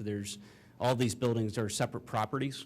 They're kind of like a row buildings. They're all connected, but they are all separate properties. So the other buildings all rely on this parking out front. They rely on the parking in the rear, and some do park in this parking lot for Kuz's. right now, you can see there's really not any green at all on this property whatsoever. Next plan, this plan is a little bit different than the one that was in your packet, and this was in a response to some of the Planning Commission comments that we received. And again, I'm going to flip to the next slide because it is an enlargement of the same plan. We went to the Planning Commission twice. We added an island. I'll explain the differences in the plan. We added an island in the back. We removed a parking spot in the upper right-hand corner, and we removed a parking spot basically in the center of the plan. This is the proposed building. It will be a proposed restaurant. We're connecting the sidewalk. We've eliminated one of the angled spaces to create a better access to the site. Really, the whole purpose of this plan is to create a better parking environment, a better environment in this whole area right here. We've defined the driveway, so now we have a defined driveway access. We've organized the parking. We've added green. We did some perk tests out at the site that we hit rock at a very shallow depth. So we're actually looking at putting in a rain garden in the upper right-hand corner. That was the reason that we eliminated that one parking space, was to enlarge the size of the rain garden that was possible there. But that sidewalk will be continuous when you're finished? Yes, out along the street, correct. Okay. That was an important part of this, was to really connect those two. You can see on the previous slide where they were disconnected. We had the township engineer's review letter. We don't have any problems with anything in the review letter. We will be submitting to PennDOT for an application for the highway occupancy permit. We'll involve Amy in those applications and meetings with PennDOT, and we'd like to move forward. Okay, I have just a couple very quick questions. Sure. Do you have a tenant for this? Yes. Yes, okay. Can you share? Hi, Glenn Tompkinson with the applicant. The proposed tenant is Zoe's Kitchen. Oh. You may be familiar with them Yes, I down am. in Bryn Mawr. Good stuff. Have you met with PennDOT yet, or you are meeting with them? We have not met with them yet. Okay. The nonconformities, are you scraping the site? Are you building on what is the building going to be? The building will be removed and rebuilt, but much of the parking lot is going to remain as is. Okay. We're removing an island, but a lot of the striping, you can see, exists in a similar configuration. We're just changing some of that. A lot of the asphalt, some of the paint's going to get changed, but a lot of the asphalt is going to remain. So you you're permitted to keep your nonconformities because it's the same configuration? Is that? Commissioner, when they were in front of Planning Commission, we knew that the spaces didn't conform. Right. So we asked the applicant at that time to try to standardize what was there. There was different width and different length spaces. The cartway was irregular in between the two stalls. So to that effect, they did do that. They did standardize what's there, not necessarily conforming, but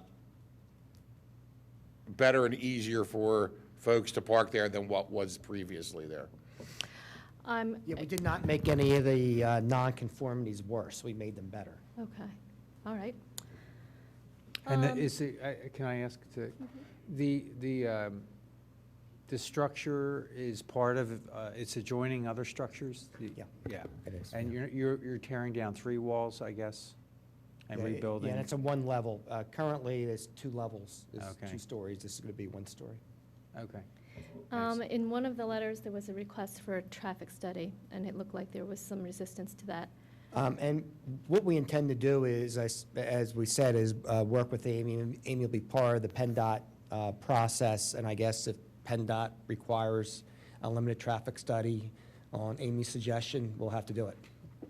Yeah, we didn't think it was necessary, but if it comes out that they want to do a limited traffic study, we'll just do it. Okay. I mean, I'm sure you're well aware that's like the most congested spot of our township, right there. So traffic study sounds kind of good to me. Yeah, we're aware of it, and even some of the Planning Commission members obviously use some of the businesses here, and they were very encouraging on keeping the parking. They want us to keep the parking spaces because they know parking's really at a premium here. And actually, the applicant has said that these businesses will be able to use the parking lot, as well. And then this easement in the back here. Now, when this was, well, I won't go into, but when I was younger. We can't Okay. On the mouse. When I was younger, you always exited basically to make a left on the Lancaster. You came out here and made the left, or you came out here and made the right. It is true, there's very limited times that you would come out here and go opposite traffic. Right, you know, I mean, out if you this could way. ever. How's that, I mean, you got a bunch of row stores. Yeah. And now you're gonna drop one down. How's that gonna look? I don't know. What's the design gonna look like? How's that look? Well, Do you have we some- can bring up an elevation. I'm pretty sure with parapet walls and so forth, it's not going to be that different. All right, so it'll look. Oh, it's the same height. Right, so we'll be raising it up with But it's parapet one walls, so floor, it'll be same height? fairly close Yeah, to okay. the All right, same height thanks. as that building. It'll Thank you. tie in nicely. All right, my last comment is that, you know, this is in sort of the concrete wasteland part of our township, which has, you know, in our folklore is where all our stormwater comes from.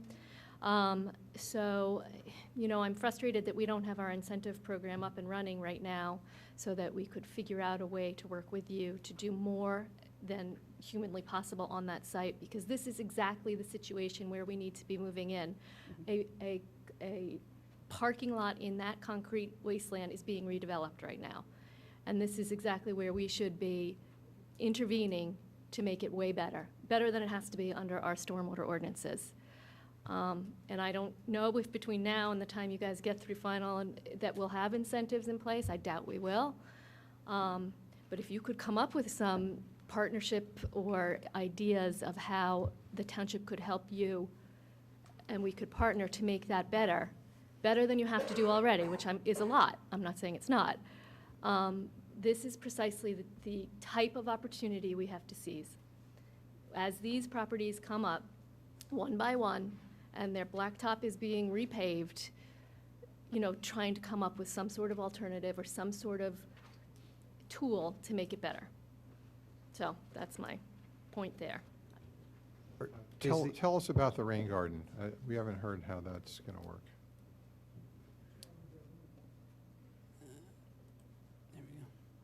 So we actually, we're looking at doing more of a traditional underground system, and we hit rock at 2 feet. It was basically right underneath where the asphalt was. It starts to get a little bit shallower, or a little bit deeper as you go further east on the site. So what we're looking at doing is this is actually the high point on the site, all the way down on this east end. But what we're looking at doing is capturing some off-site runoff and actually putting it into that rain garden up in the eastern end of our site. Is there any way to expand that rain garden or build a second one down closer to Route 30?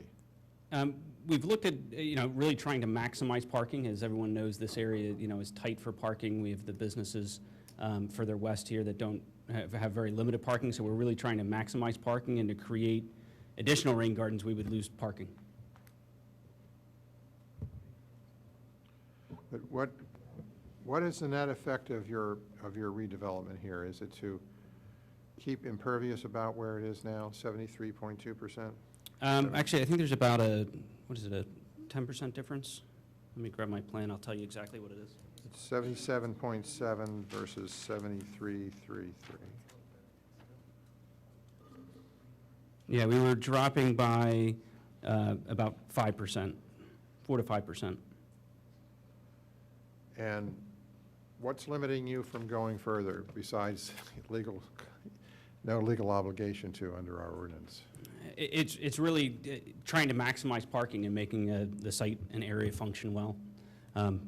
We don't want to lose. We're going through the process. We've lost 2 spaces. We came in with 36 and we're down to 34. The original site has 40 parking spaces, and so that number keeps on dwindling down, and we really need to try to maximize the amount of parking here. The planning commission already kind of took away some parking spaces where we added some more green. It's been through it. You don't have any room to put more parking spots along that other line? Mike? What's that big area that's just open there? As you come in? That's here? No, down. Right, yeah, straight ahead, up.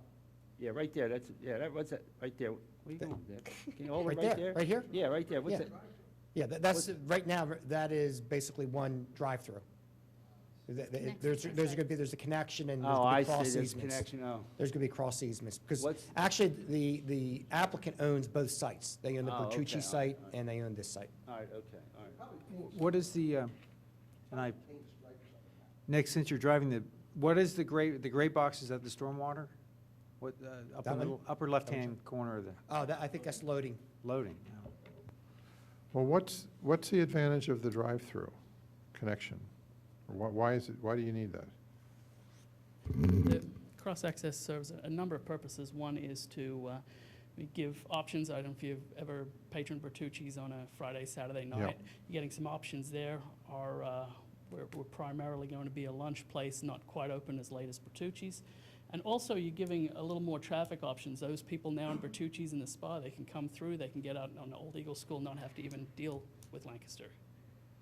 But if you didn't do those things, Mhm. you could sacrifice convenience and access and build more retention for water.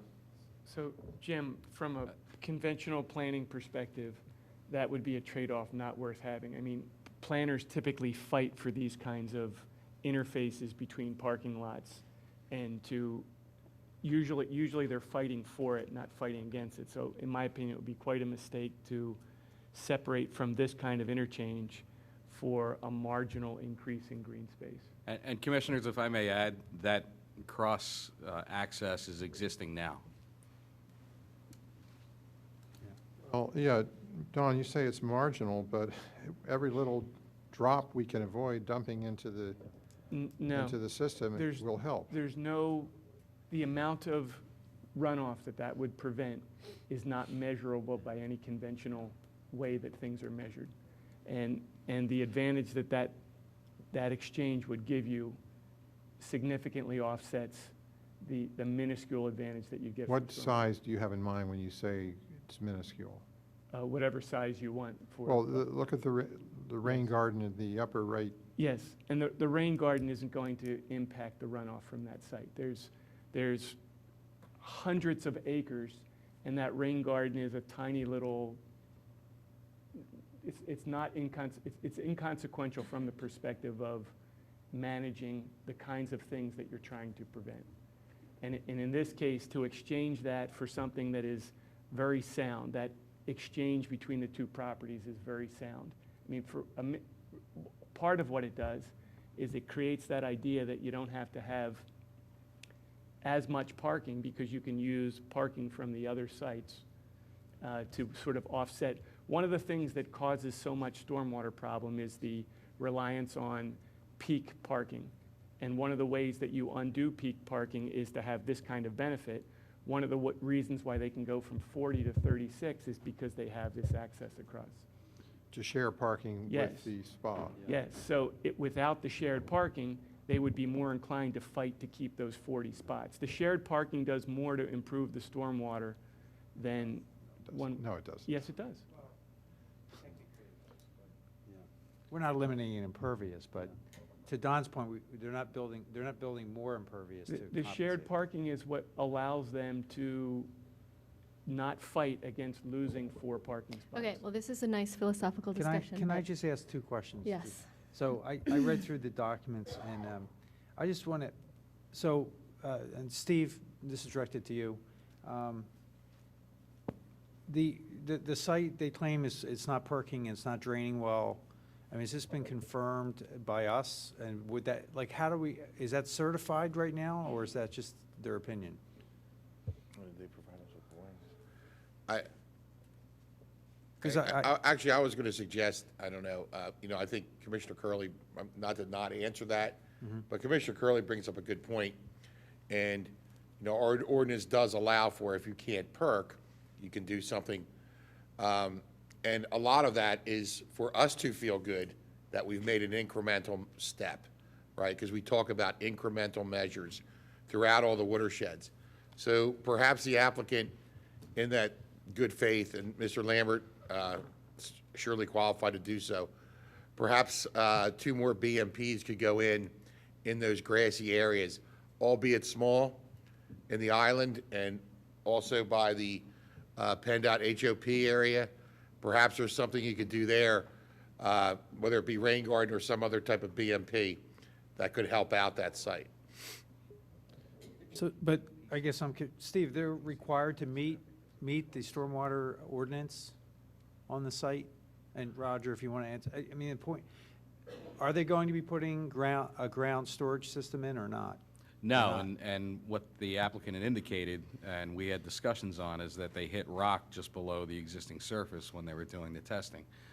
There's a provision in the ordinance that allows you to capture off-site drainage, which is why where the location of the rain garden is actually in the higher elevation corner of the property, but they're going to have, again, another cross easement with the neighboring parcel, and they're going to drain the roof of that building and some of the parking lot from behind there into that rain garden and capture it before it comes in.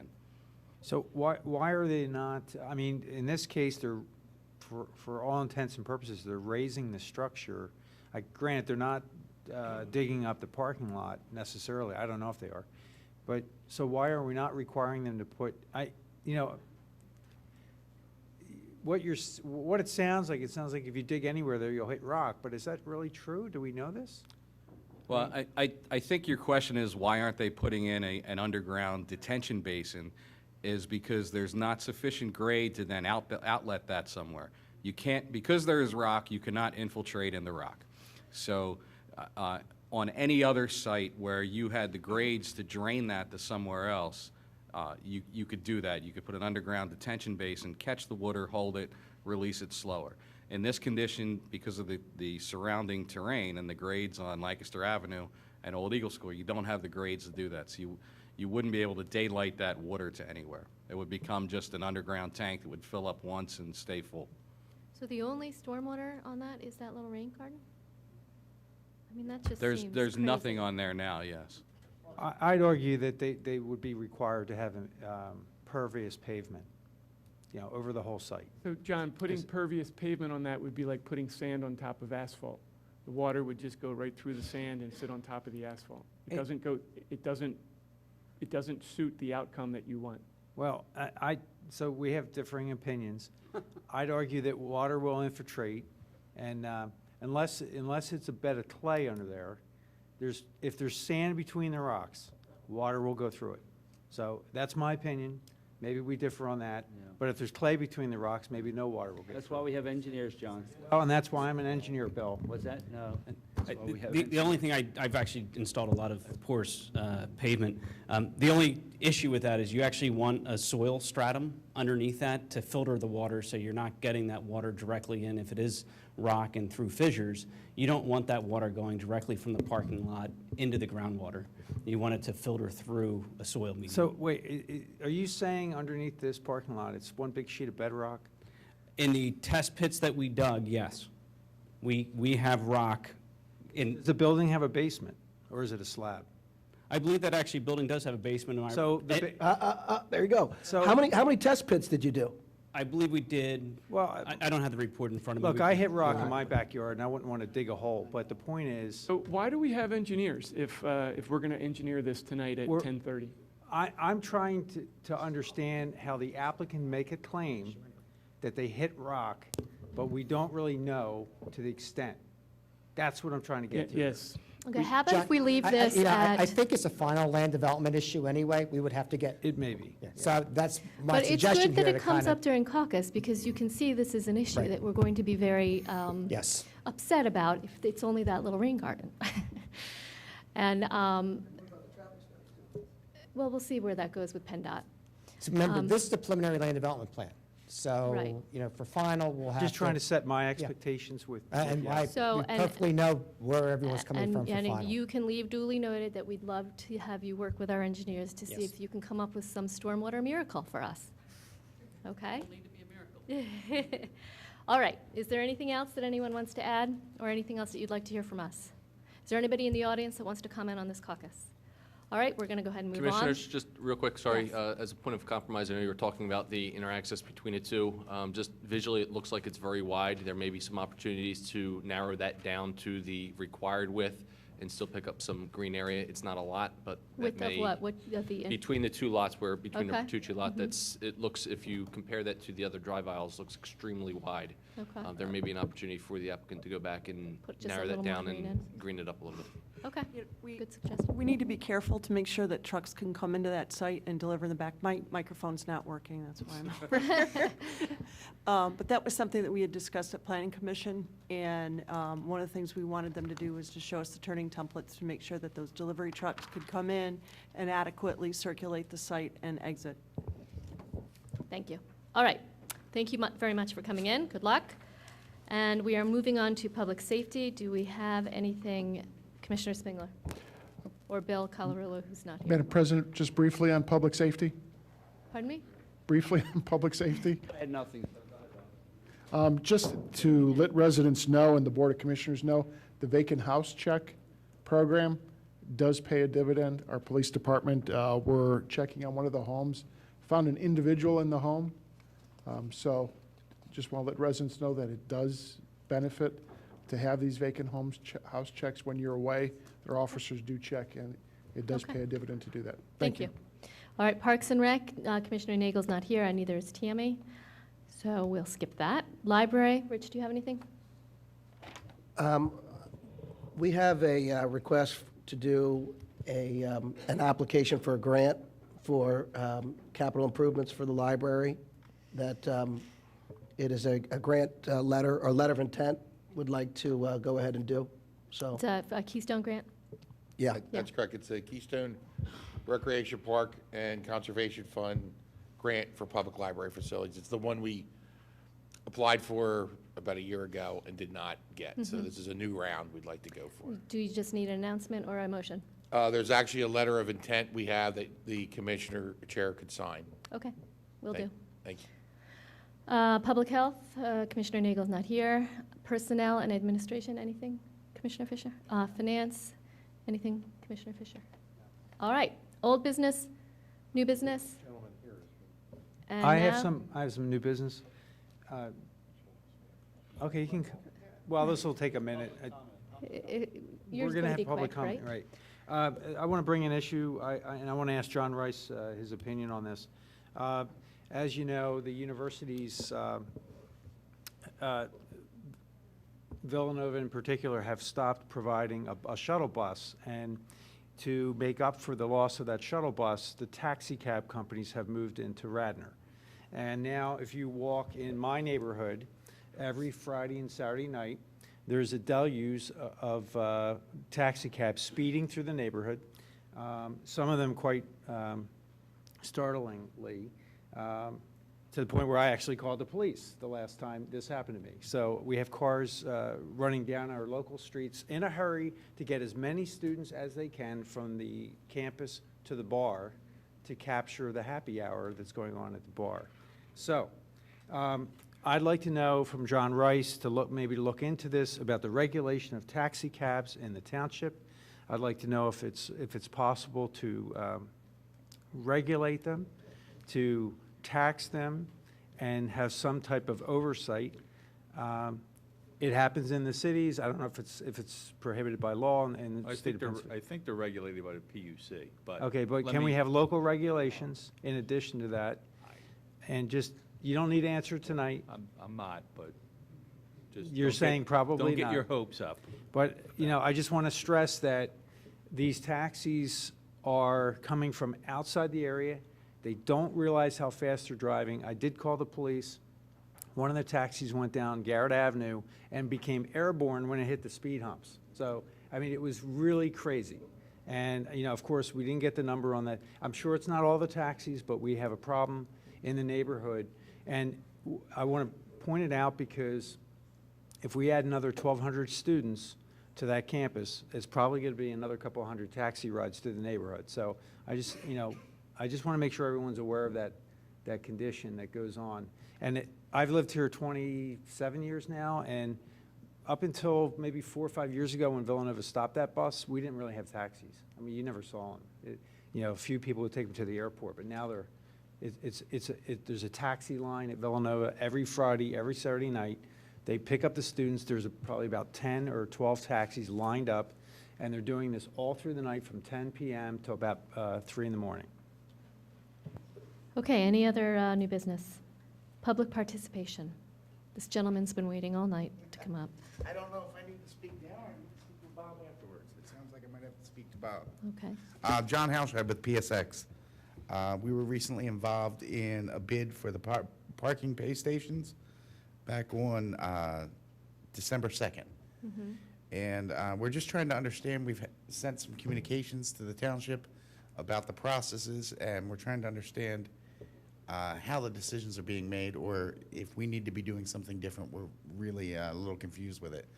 Our bid was a low bid by roughly $123,000, but we weren't invited to come in front of the commission to give a demonstration of our product, or really haven't been able to have any communication since the bid was submitted. So we're just trying to find the best way for us to proceed. Well, I would recommend that you speak with our staff. Those bids have not moved forward. We haven't taken any action on it, so it's not that Yeah, I it's know gone on without you. It was postponed last meeting Right. for, I guess. It's been the part delayed. that was It's been delayed. Canceled tonight, right. Was your bid the one that was, you had an arithmetical error? Correct. And so it was a very, very high bid? Correct, yeah. Because you're 13 million. Did you call me about that, or? That might have been Colin. He's out in Minnesota, so I'm filling in All right. tonight. So what happened after the high bid was, you were rejected, right? Oh, no, we weren't rejected. That's the thing. We haven't received any notice. So I think that it's appropriate that you meet with staff, maybe even tonight, and have a conversation about this. But it is not the case that we've moved on and gone on with the process without you involved. We just have been delayed. Okay. But Okay? the bidding process, it's documented, it's on the website. Staff reviews all the bids. They're closed up until the time of review. And they pick the lowest cost, highest qualified bidder. Understood. And there are a lot of subjective terms to that. You know, they look at the financial viability of the company that's bidding and the track record and the experience. So, you know, lowest meet isn't all. always best. Understood. And if you had a problem, I think it was municipal bid, that might be an issue that you may need to work out with them as well. Yeah, because, even before it closed, we had spoken with Melissa Kahn about it, and she had directed us to send an email with a spreadsheet that clarified the bid, because it was a miscalculation on pen bid, which we had done, and then we had sent some legal correspondence after that, and we've not received even somebody saying, hey, your bid was thrown out. Well, I don't know if we Nobody's told- generally do that, but we do notify the winner, but I don't think we have a legal right or need to notify everyone of Right, the but outcome. I don't even think a winner was notified yet, but That might be. that's what was a little confusing. Well, we haven't voted to approve Been no it. award of the bid yet. Haven't Okay. awarded bid yet. Yeah. Well, okay. Okay, thank you. Is there any other public participation? Move we adjourn? All those in favor? Aye. We're adjourned.